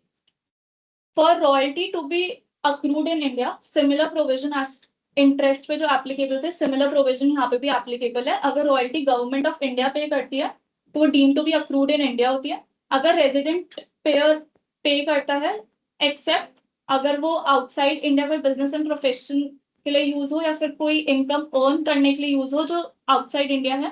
ये 9(6) कौन सा है? ये न्यू है, न्यू है। न्यू है, उसमें भी तो सेक्शन 9 उसमें 9 न्यू है रॉयल्टी के सब। एंड थर्ड, अगर कोई नॉन रेजिडेंट रॉयल्टी की पेमेंट करता है, प्रोवाइडेड कि वो जो रॉयल्टी है वो एनी बिजनेस और प्रोफेशन के लिए यूज हो रही हो जो इंडिया में ही हो रहा। Question for online participants.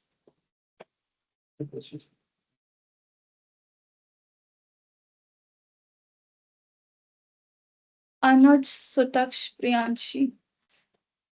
Anuj, Sutaksh and Priyanshi.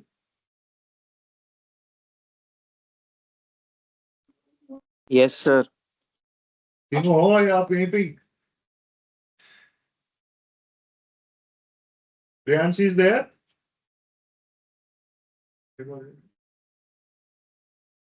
Hello hello, क्या है नहीं क्या कर तो दीजिए। Yes, sir. Yes, sir. तो Priyanshi, what is the answer?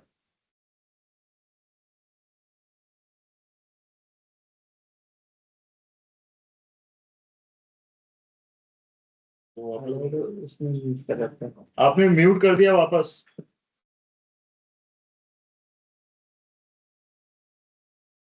घर भेज दिया क्या आज प्रियांशी को?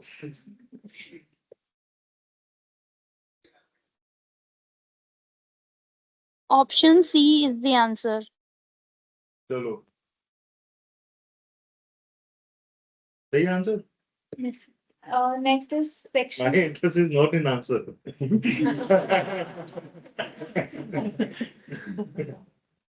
तो तुम देख लेना. Next is section 9, subsection 7, fees for technical services. Basically बोले तो जो भी 194J के TDS में जो भी payments होते हैं वो technical services है. It includes consultancy services, managerial services, technical services. इसमें भी to be deemed to be accrued in India, the same provisions would be applicable if payable by government, if payable by resident, except wo business and profession is carried outside India or earning from any sources outside India, and royalty by non-resident when the business or profession is carried in India. Now there is a section foreign asset transfer rule. It states that कि अगर कोई भी company registered outside India है, वो deemed हो जाएगी to be situated in India अगर वो substantial value test pass करे. Now substantial value test states that कि उसकी Indian assets की value exceed करती हो 10 करोड़ से और उसका जो asset owned in India है वो is more than or at least 50% of the total assets. अगर ये दोनों condition fulfilled होती है तो जो कंपनी रजिस्टर्ड आउटसाइड है it would be deemed to be situated in India.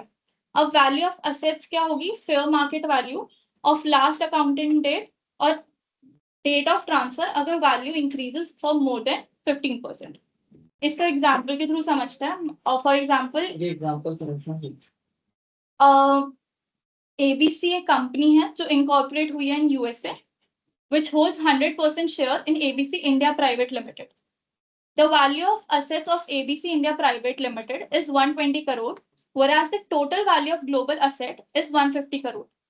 During the tax year, the shares of ABC INC are transferred outside India by non-resident.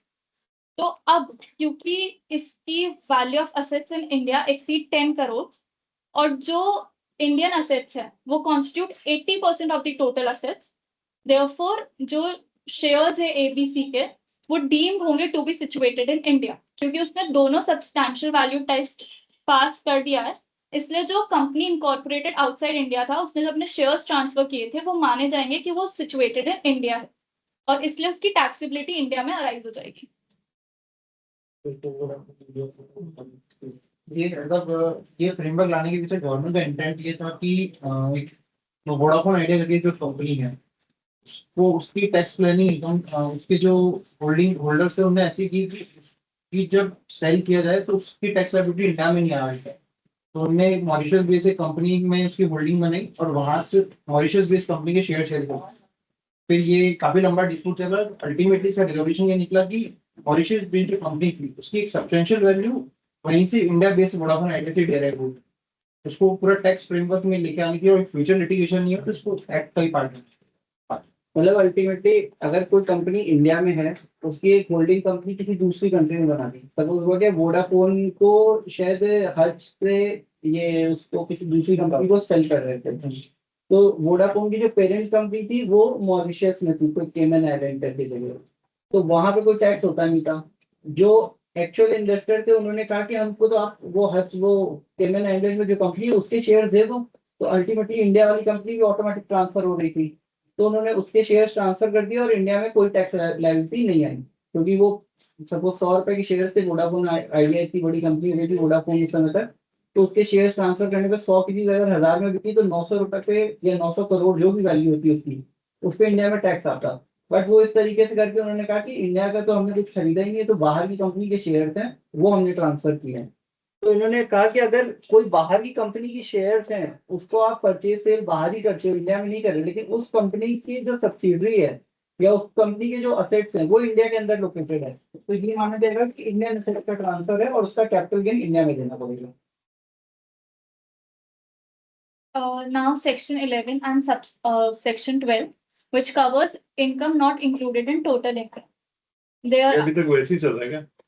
हाँ. जो इनकम टैक्स चल रहा था वो पहले वाला हाँ सर 80-90% चीजें सेम है। नहीं मतलब सेक्शंस भी वही चल रहे हैं। नहीं स्टार्टिंग की सेक्शन 11 शुरू के सेक्शन सेक्शन 10 था वहाँ पे मिले। पहले भी इनकम नॉट अब ये सर सेक्शन 11-12 ये नया वाला है।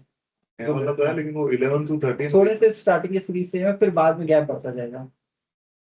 So section 11 contains around 5 schedules. Schedule 2 includes agriculture and related income. Schedule 3 includes HRA, which is partly exempted, leave travel allowance and uniform allowance. Schedule 4 covers scholarship granted to students, income of minor and awards from government. Schedule 5 covers interest on certain government bonds and securities. Schedule 6 covers income of approved charitable trust. All these incomes won't be a part of total income. In section 12, it covers grant and exemptions to political parties and electoral trust, which would be covered further. Now, a summary that income received or deemed to be received in India is taxable in hands of ROR, RNOR, and NR. Income which accrues or arises or is deemed to accrue or arise in India is taxable in hands of all of three. But income which accrues or arise outside India, but the business control in India or profession set up in India, which is place of effective management and control is in India, then it would be taxable in hands of resident ROR and RNOR, but it won't be taxable in hands of NR. And other income taxable in hands of ROR and non-taxable in hands of RNOR and NR. In case of entities, if entity is resident in India, then Indian income and foreign income both are taxable. While in case of non-resident in India, only Indian income would be taxable and foreign income won't be taxable. Now, an example. For example, case 1 is interest on UK development bonds. 50% received in India is 10,000. So, as 50% has been received in India, for ROR, the whole amount would be taxable. For RNOR and NR, only 5,000 would be taxable as it has been received in India. Second, income from business in Chennai, 50% received in India and 50% outside India. 20,000 की income received है. As जो income है वो accrue and arise in India, hence 20,000 would be taxable for all three. Short-term capital gain on shares of Indian company received in London, as it is an Indian company, तो तीनों में taxability आ जाती है. Dividend from British company received in London, as ROR की foreign और Indian income दोनों taxable है, इसलिए 5,000 सिर्फ ROR में taxable होगा और RNOR और NR में taxability नहीं रहेगी. Long-term capital gain on sale of plant in Germany, जिसका 50% amount received है in India. तो सिमिलरली ROR में तो पूरी इनकम टैक्सेबल होगी एंड RNOR एंड NR से उतनी इनकम टैक्सेबल होगी जितनी received in India. Income on from business in Germany which is controlled in Delhi, which is उसका प्लेस ऑफ इफेक्टिव मैनेजमेंट और कंट्रोल इंडिया में है, जिसमें से 40,000 रिसीव्ड इन इंडिया. अब 70,000 पूरा टैक्सेबल होगा इन हैंड्स ऑफ ROR क्योंकि उसमें कोई एक्सेप्शन है नहीं. 70,000 RNOR में भी टैक्सेबल होगा क्योंकि उसका place of effective management and control India में ही है. But in case of non resident जितना अमाउंट इंडिया में रिसीव हुआ है दैट इज 40,000 से उतना ही टैक्सेबल होगा. Profit for business in Delhi but manage entirely from London, Delhi में बिजनेस है इसलिए तीनों में टैक्सेबल हो जाएगा. Income from house property in London deposited in bank at London brought to India, ये रेमिटेंस का केस है. ROR में तो इनकम टैक्सेबल हो जाएगी, औरों में टैक्सेबल नहीं होगी क्योंकि ये रेमिट हुई है इंडिया में, तो it won't be taxable and it would be exempt in hands of RNOR and NR. Interest on debenture in an Indian company received in India, it would be taxable in the hands of all three. Question for online participants. RNOR is taxed on global income, only Indian income plus foreign income from business control in India, only foreign income. Divyansh Sharma.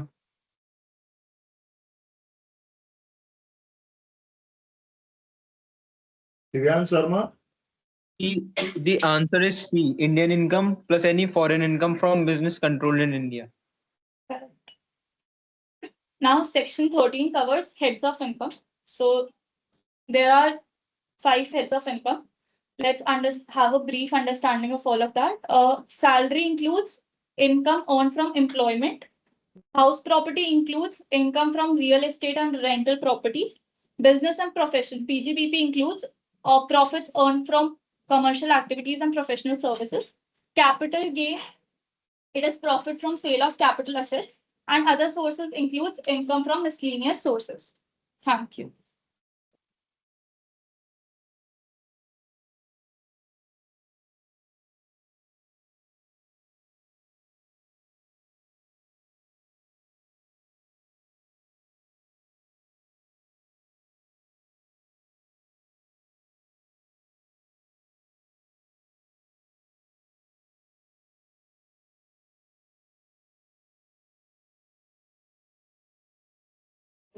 Hi everyone, as my co-presenters have covered the basics and residential status from section 6 to 13 of New Income Tax Act, I'll be covering section 20 to 25 of New Income Tax Act that will basically provide the understanding related to income from house property.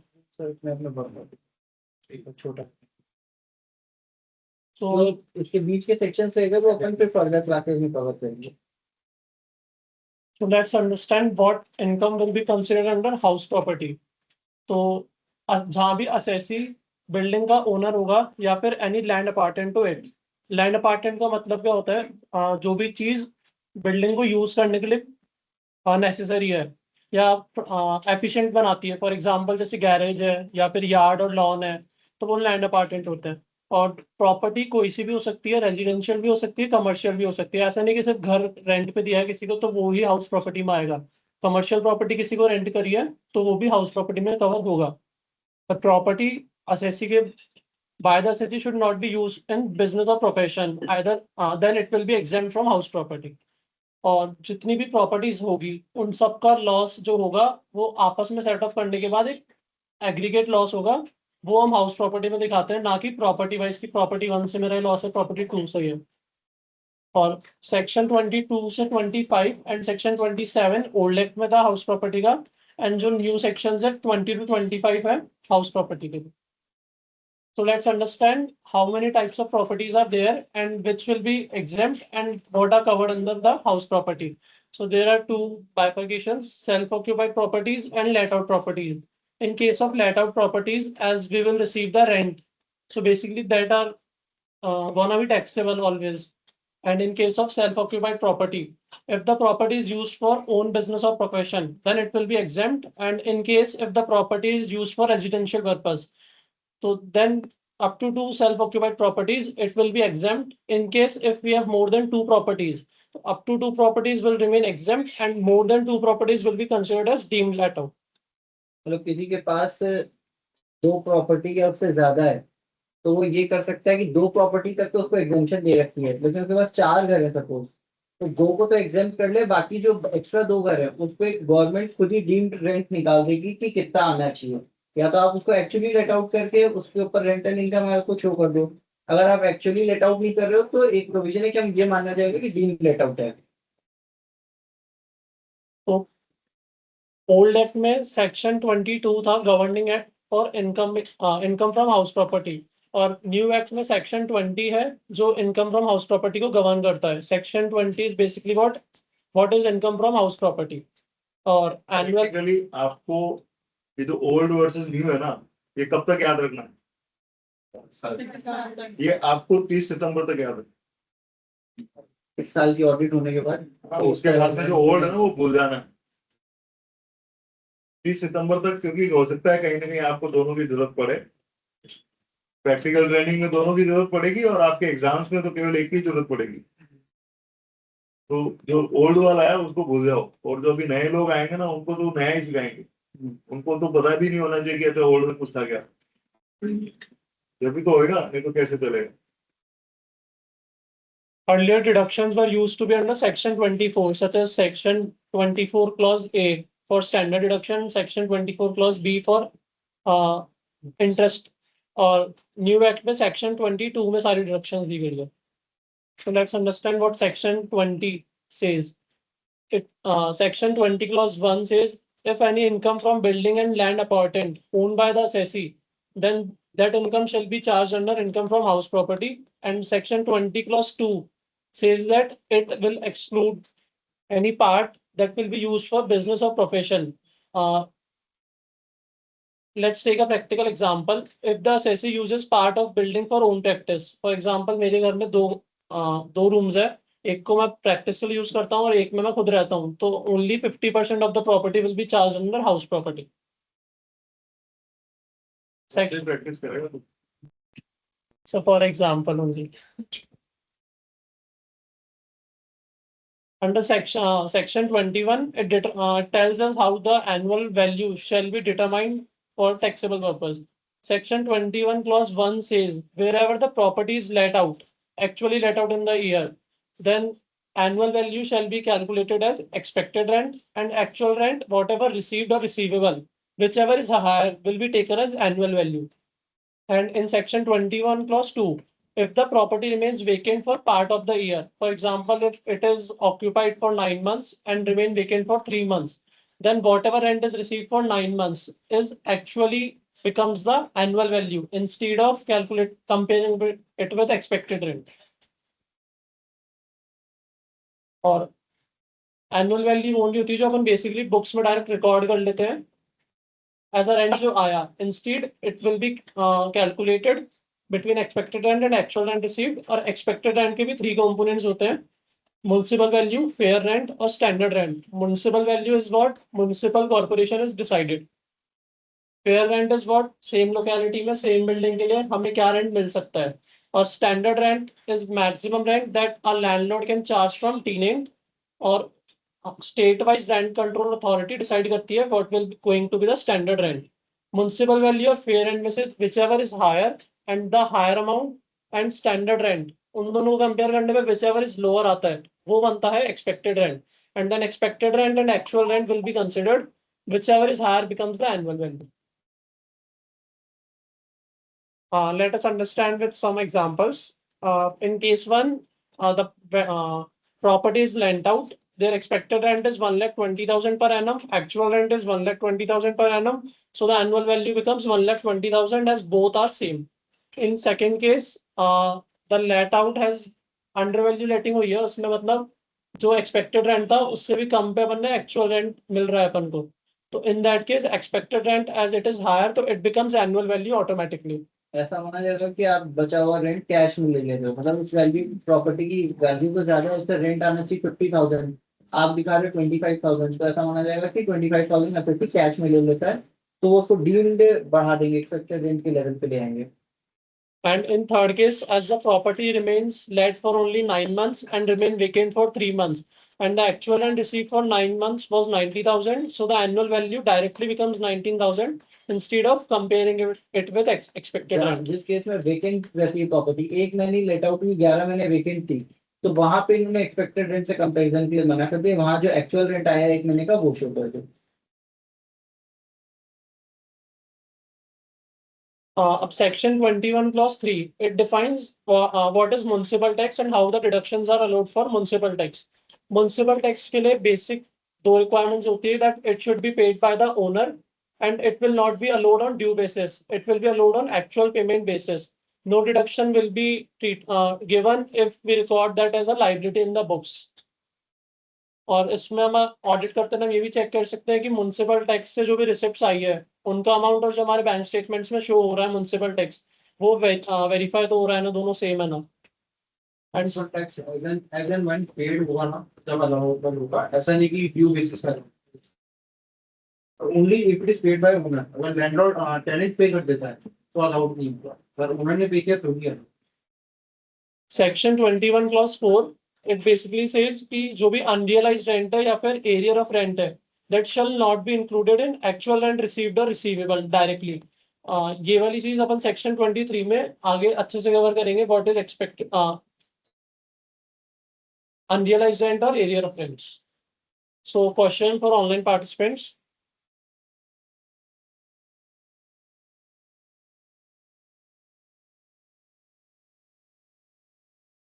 गति Khandelwal.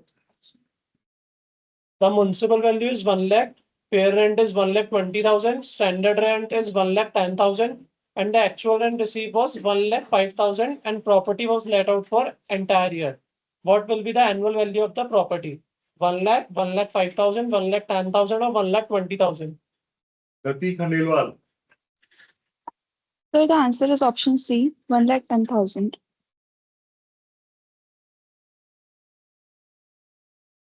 Section 21 clause 5, where the house property is treated as stock in trade.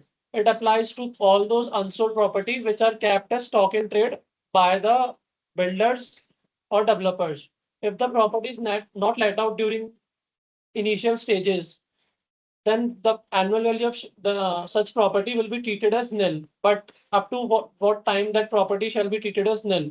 It will be allowed only up to 2 years from the end of financial year in which completion certificate has been received. जिस year में completion certificate मिलेगा उसके end से next 2 financial years तक we can treat that as nil value, और उसके बाद third year से वो डीम लेट आउट मान ली जाएगी। रिलैक्सेशन प्रोविजन लाया गया जो बिल्डर्स वगैरह होते हैं, जैसे कुछ लोग मॉल वगैरह बना देते हैं या कोई कॉम्प्लेक्स बना देते हैं, बट जरूरी नहीं कि जिस दिन अगर वो ओपनिंग होगी उस दिन सारी शॉप्स बिक चुकी होगी, जिस दिन कंप्लीशन सर्टिफिकेट है उस दिन सारी शॉप्स बिक चुकी। तो ये वरना क्या हो रहा था कि जो डीमिंग प्रोविजंस था उससे असेसिंग ऑफिसर इन पे डीम रेंटल कैलकुलेट कर रहा था, तो वो एक टेन्योर छोड़ दिया कि अप टू 2 ईयर अगर आप सेल कर देते हो तो एक्चुअल सेल हो गई तो रेंटल इनकम नहीं है, बट अगर तब तक भी नहीं करते तो फिर हम डीमिंग प्रोविजन से रेंट आपको कैलकुलेट करेंगे। तो उनको एक 2 साल के रिलैक्सेशन ईयर दिया गया, तब तक आप वो प्रॉपर्टी सेल कर दो वरना डीम रेंटल हम चार्ज करें। So here is a famous case law between Chennai Properties and Investment Limited versus Commissioner of Income Tax 2004. इस केस में बेसिकली फैक्ट्स ये थे कि जो कंपनी थी Chennai properties and investment limited, उनके पास 2 प्रॉपर्टीज थी, दोनों चेन्नई में, first Chennai house and second फिर हवन ईस्ट स्टेट्स। दोनों प्रॉपर्टीज को उन्होंने रखा था कि लेट आउट करके हम इससे रेंटल इनकम कमाएंगे, और ये बात उन्होंने एमओए में स्पेसिफिक कर रखी थी कि हमारा बिजनेस का पर्पस ही दोनों प्रॉपर्टीज को लेंट आउट करके और उससे रेंट लेना है। और जो अपनी वो लोग हर साल अपनी आईटीआर में उससे जो भी इनकम होती थी उसको अंडर द पीजीबीपी हेड दिखाते थे।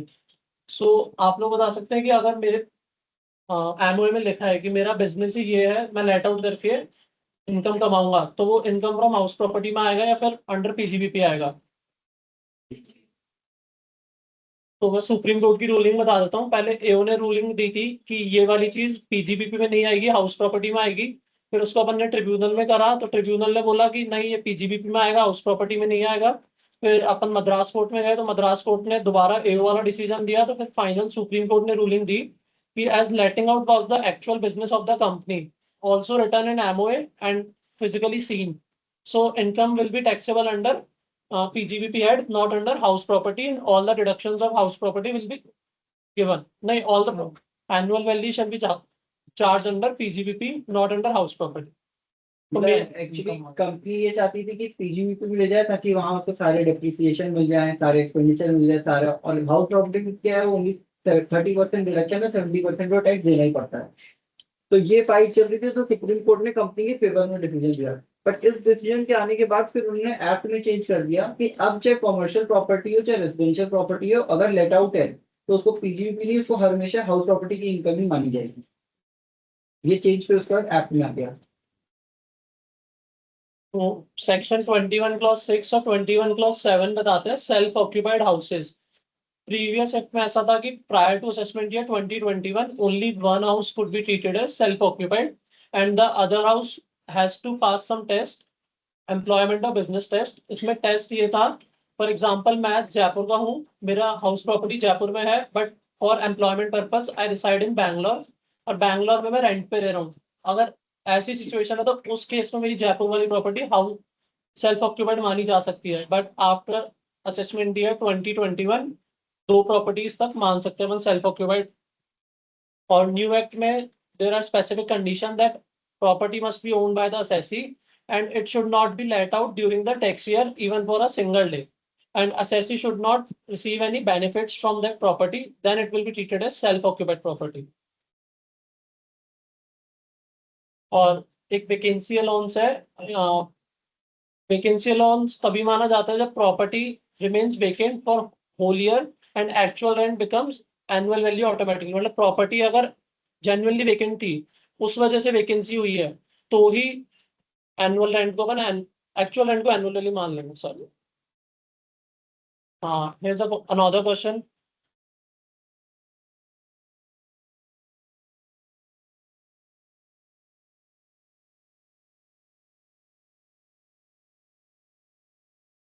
Aditya Bansal. Vacancy allowance is applicable when the property remains vacant for the entire year. The property is let and remain vacant for the part of the year, but causing actual rent to remain lower than the expected rent. Option C, the property is self-occupied. The property is self-occupied for part of the year. Option D, the property is let but rent is received in advance. Sir, option B.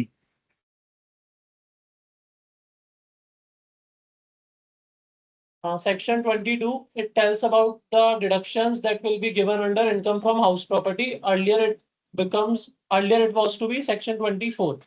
So here are basically standard deduction and deduction on borrowed capital. A standard deduction of 30% will be allowed from the calculated NAV. So let's understand with the example. If gross annual value becomes 1,80,000, which was higher of expected rent and actual rent received, then the municipal tax paid, whichever is paid in not on due basis, on actual basis, was 18,000, has to be deducted from that. Then net annual value becomes 1,62,000, and net annual value में से 30% की direct deduction मिल जाती है under section 22 new act में. और previous act में और new act में मेजर कोई चेंजेस नहीं आए हैं, बस ड्राफ्टिंग वर्डिंग्स में थोड़ा सा चेंज है. Section 22 clause 2 it tells about interest on borrowed capital. तो interest on housing loan is fully deductible for let out properties. There is no limit and it is even allowed on due basis. जरूरी नहीं है कि हम पे करें इस year में तो ही इंटरेस्ट अलाउड होगा. अगर इंटरेस्ट ड्यू बेसिस पे भी इंटरेस्ट अगर ड्यू हो चुका है तो भी वो अपन को एज अ डिडक्शन अलाउड हो जाएगा. But there are conditions that interest should be related to purchase of house और आइदर कंस्ट्रक्शन ऑफ हाउस. अब इसमें भी दो चीज होती है. अगर ओल्ड रिजिम में हम जाते हैं तो ओल्ड रिजिम में स्पेसिफिक कंडीशन होती है. स्पेसिफिक कंडीशन वाज लाइक, अगर home loan after 1 April 1999 sanction हुआ है और construction within 5 years complete हो चुका है और द इंटरेस्ट या loan should be for construction और acquisition, then the deduction will be allowed for 2 lakh rupees. And if any one of the condition is not fulfilled, then deduction will be allowed only up to 30,000. and in new regime interest allowed नहीं होता है, सिर्फ old regime में ही allow होती है वाली चीज. ये सेल्फ ऑक्यूपाइड प्रॉपर्टी के लिए है. लेट आउट के लिए अलाउड. लेट आउट के लिए तो एक्चुअल इंटरेस्ट और पेमेंट इसमें कैपिंग है.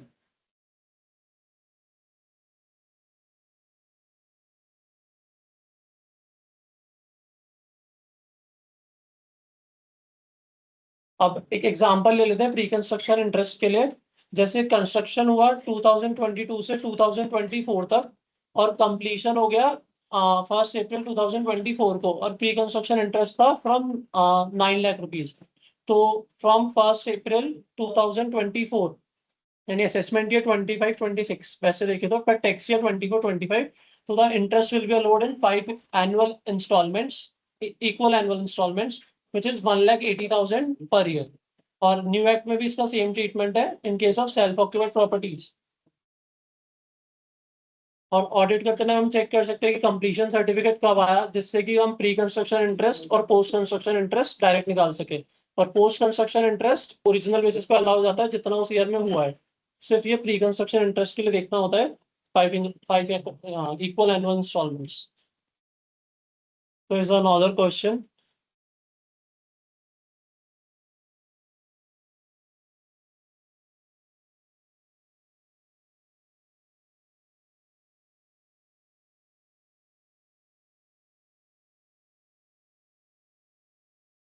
सात्विक. Mr. A took a loan for construction in April 2020 and construction was completed in May 2026. Interest was 2,50,000 for financial year 25-26. What will be the maximum deduction allowed if the Mr. A chooses old regime? Answer is option D.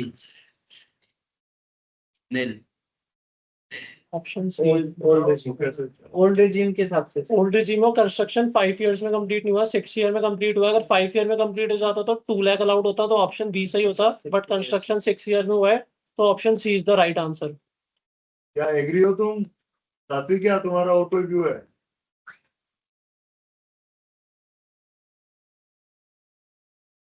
सात्विक, yes sir. सुना इसका क्या view है speaker का?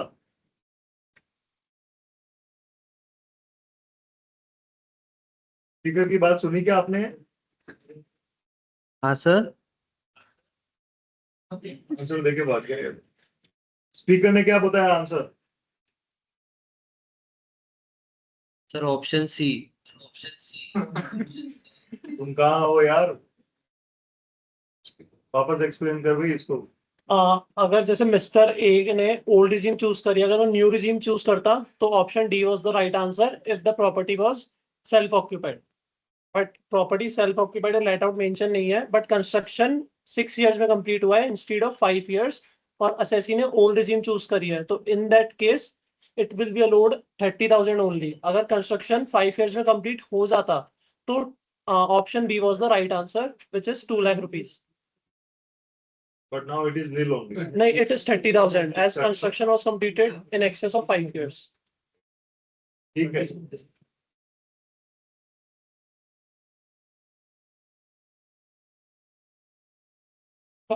Composite let out properties where हम घर के साथ साथ for example furniture, plant and machinery, ये सारी चीजें भी साथ में लेट आउट कर सकते हैं.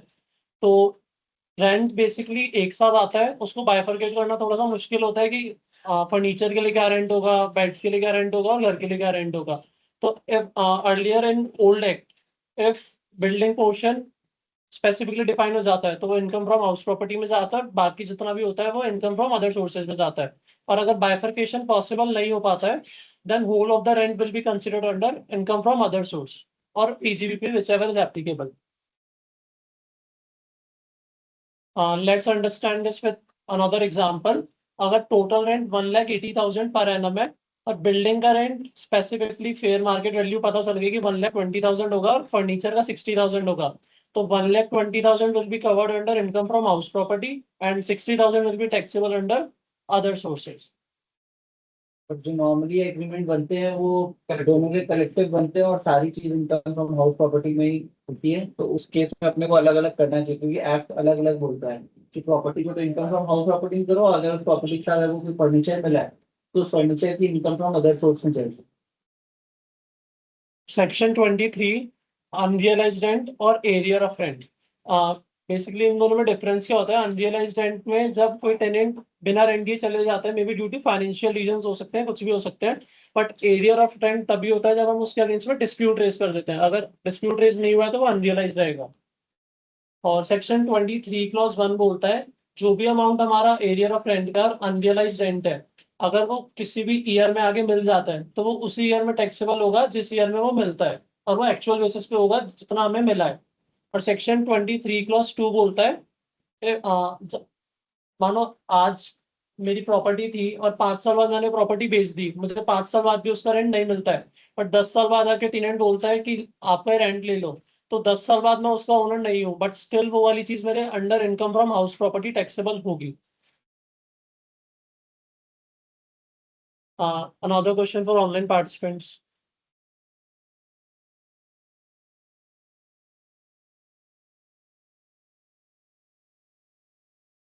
Bhavana. If unrealized rent was 1,20,000 for 24-25 and it is written off as bad debts in current year FY 25-26, then what will be the answer? If it whether it is taxed in FY 25-26 as income from house property, not taxed because it is written off earlier, taxed in FY 24-25, or whether deductions available under section 36(1) clause 7 in old act. Answer is B, not taxed because it is written off.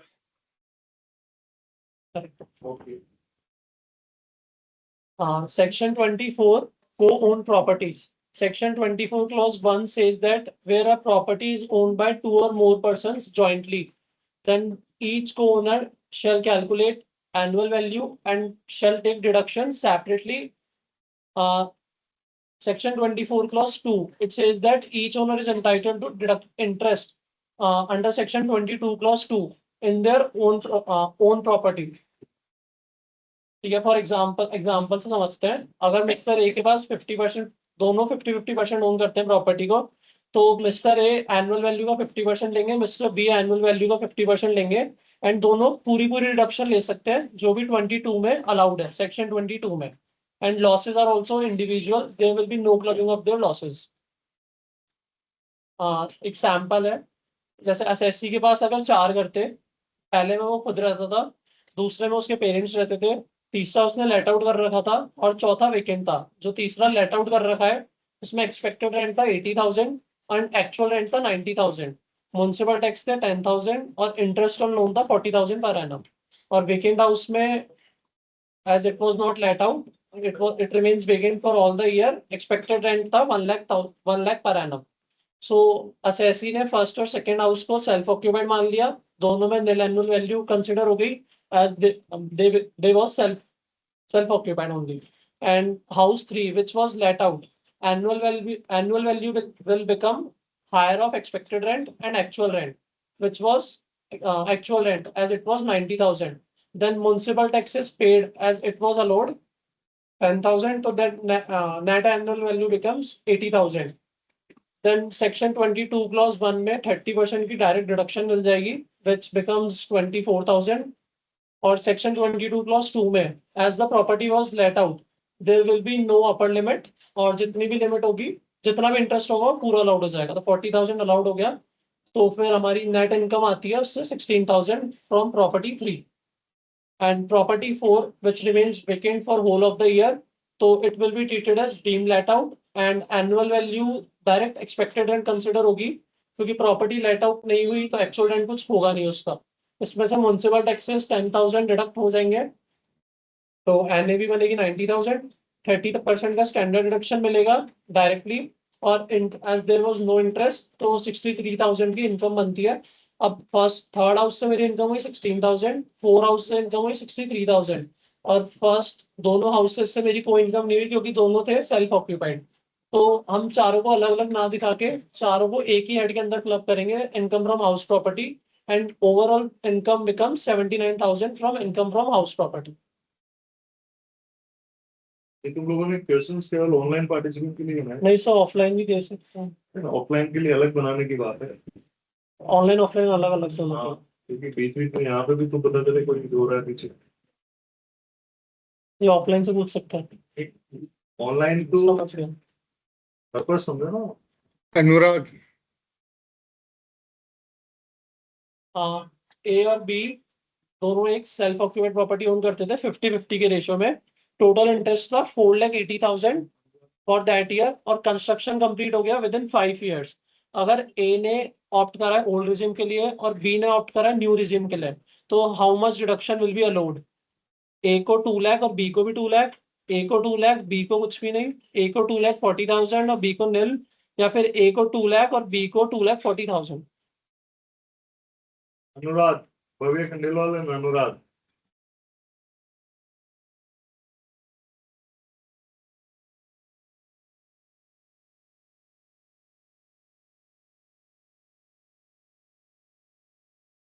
हाँ तो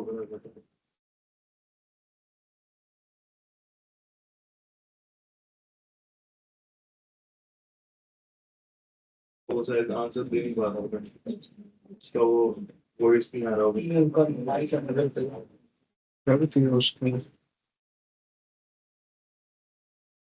mic तो वो सही नहीं. जोर से बोलो.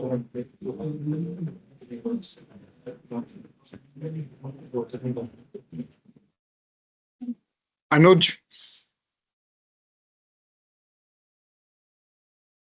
अनुज, सुतक्ष and Priyanshi. Yes, sir. हाँ. Sir, answer is B. Correct answer. So section 25, it basically tells the definition of owner for house property. मतलब section 20 से 24 में जो भी ठीक है provision था, भव्य, आप नीचा कर ले, सुन लिया हमने कुछ. so who will be treated as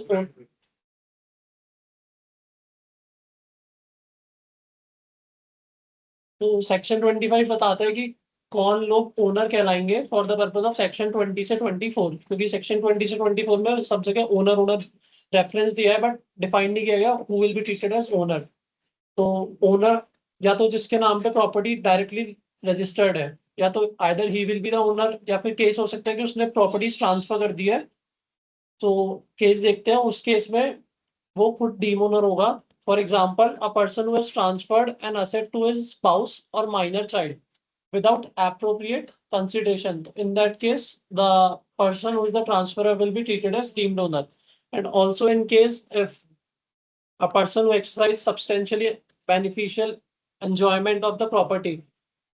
इसको थोड़ा next slide में एक पहले example प्रोविजन थे वो क्लबिंग ऑफ इनकम वाले, तो ये उससे रिलेटेड है कि सपोज प्रॉपर्टी मेरे नाम पे है बट मेरे ऑलरेडी इनकम इतनी सारी आ रही है जो 30% स्लैब रेट में जा रहा है, मेरी वाइफ की कोई इनकम नहीं है अगर सपोज, तो हम क्या करते थे कि उसको नाम पे प्रॉपर्टी ट्रांसफर कर दिया और रेंटल इनकम उसके हैंड में आने लगी तो उसको भी स्लैब का बेनिफिट मिल जाता था। तो उन्होंने कहा कि डीम्ड ओनर उसको मान लिया जाएगा उस प्रॉपर्टी केस में जहाँ इनएडिक्वेट कंसिडरेशन में आपने ट्रांसफर किया है।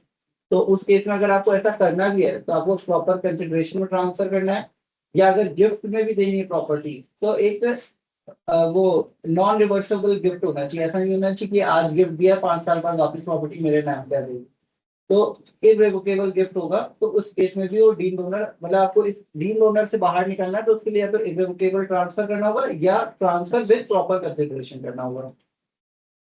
So there is an exception if husband and wife decided to live apart and husband transfers the property in wife's name. In that case, deemed ownership will not apply. The property will the wife will be treated as the owner of the property. और joint family वाला case है, for example जहाँ बहुत सारे को members होते हैं, तो उस केस में कर्ता will only be the deemed owner and taxability will under be the hands of कर्ता ओनली। अब प्रीवियस सेक्शंस थे वो जो न्यू से रिप्लेस हुए हैं, तो जैसे सेक्शन 20 है नया वाला, सेक्शन 22 है पुराना। ये बेसिकली बता रहा था income from house property, what is the house property में क्या क्या आएगा। चार्जिंग सेक्शन था 23 में, रेंट की कैलकुलेशन कैसे होगी, 4 में डिडक्शन क्या मिलते हैं, एक तो स्टैंडर्ड डिडक्शन आ गया और वो इंटरेस्ट का डिडक्शन आ गया। अरियर और अनरियलाइज्ड रेंट की कैलकुलेशन अभी सेक्शन 23 में हो गई है। को ओनर ऑफ प्रॉपर्टी 24 में आ गया, और ओनर की डेफिनेशन जो पहले ओल्ड एक्ट में अलग से कहीं नहीं थी वो 25 में अब तीनों में डाली। अब इनकम फ्रॉम हाउस प्रॉपर्टी हम बेसिकली कैलकुलेट कैसे करते हैं। For example self occupied properties में as there is no rent, so rent वाला पूरा कॉन्सेप्ट ही खत्म हो जाता है और उसमें म्युनिसिपल टैक्स पेड की कोई डिडक्शन नहीं होती, बस इंटरेस्ट ऑन लोन की डिडक्शन अलाउड होती है। सो सेल्फ ऑक्यूपाइड प्रॉपर्टी में लॉस आने के चांसेस अराइज हो जाते हैं अगर इंटरेस्ट ऑन लोन होता है तो।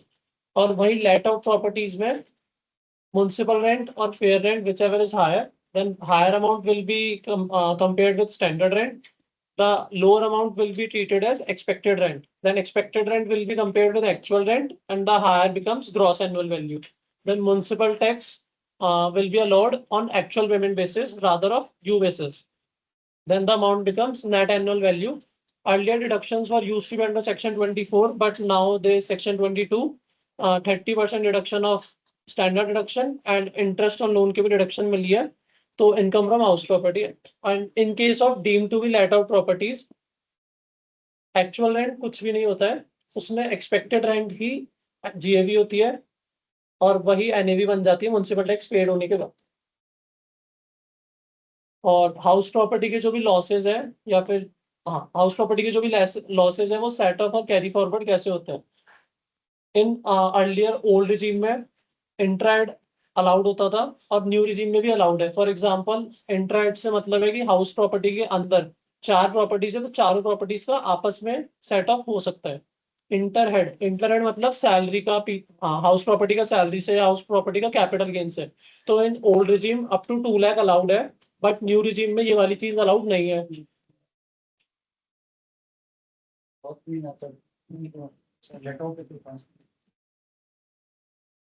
और जो भी लॉसेस है ओल्ड रिजीम में और न्यू रिजीम में दोनों में अप टू 8 इयर्स तक कैरी फॉरवर्ड हो सकते हैं, और वो लॉसेस कैरी फॉरवर्ड होने के बाद फ्यूचर ईयर्स में सिर्फ और सिर्फ हाउस प्रॉपर्टी की इनकम से ही सेट ऑफ हो सकते हैं। Thank you. क्लोज कर दो।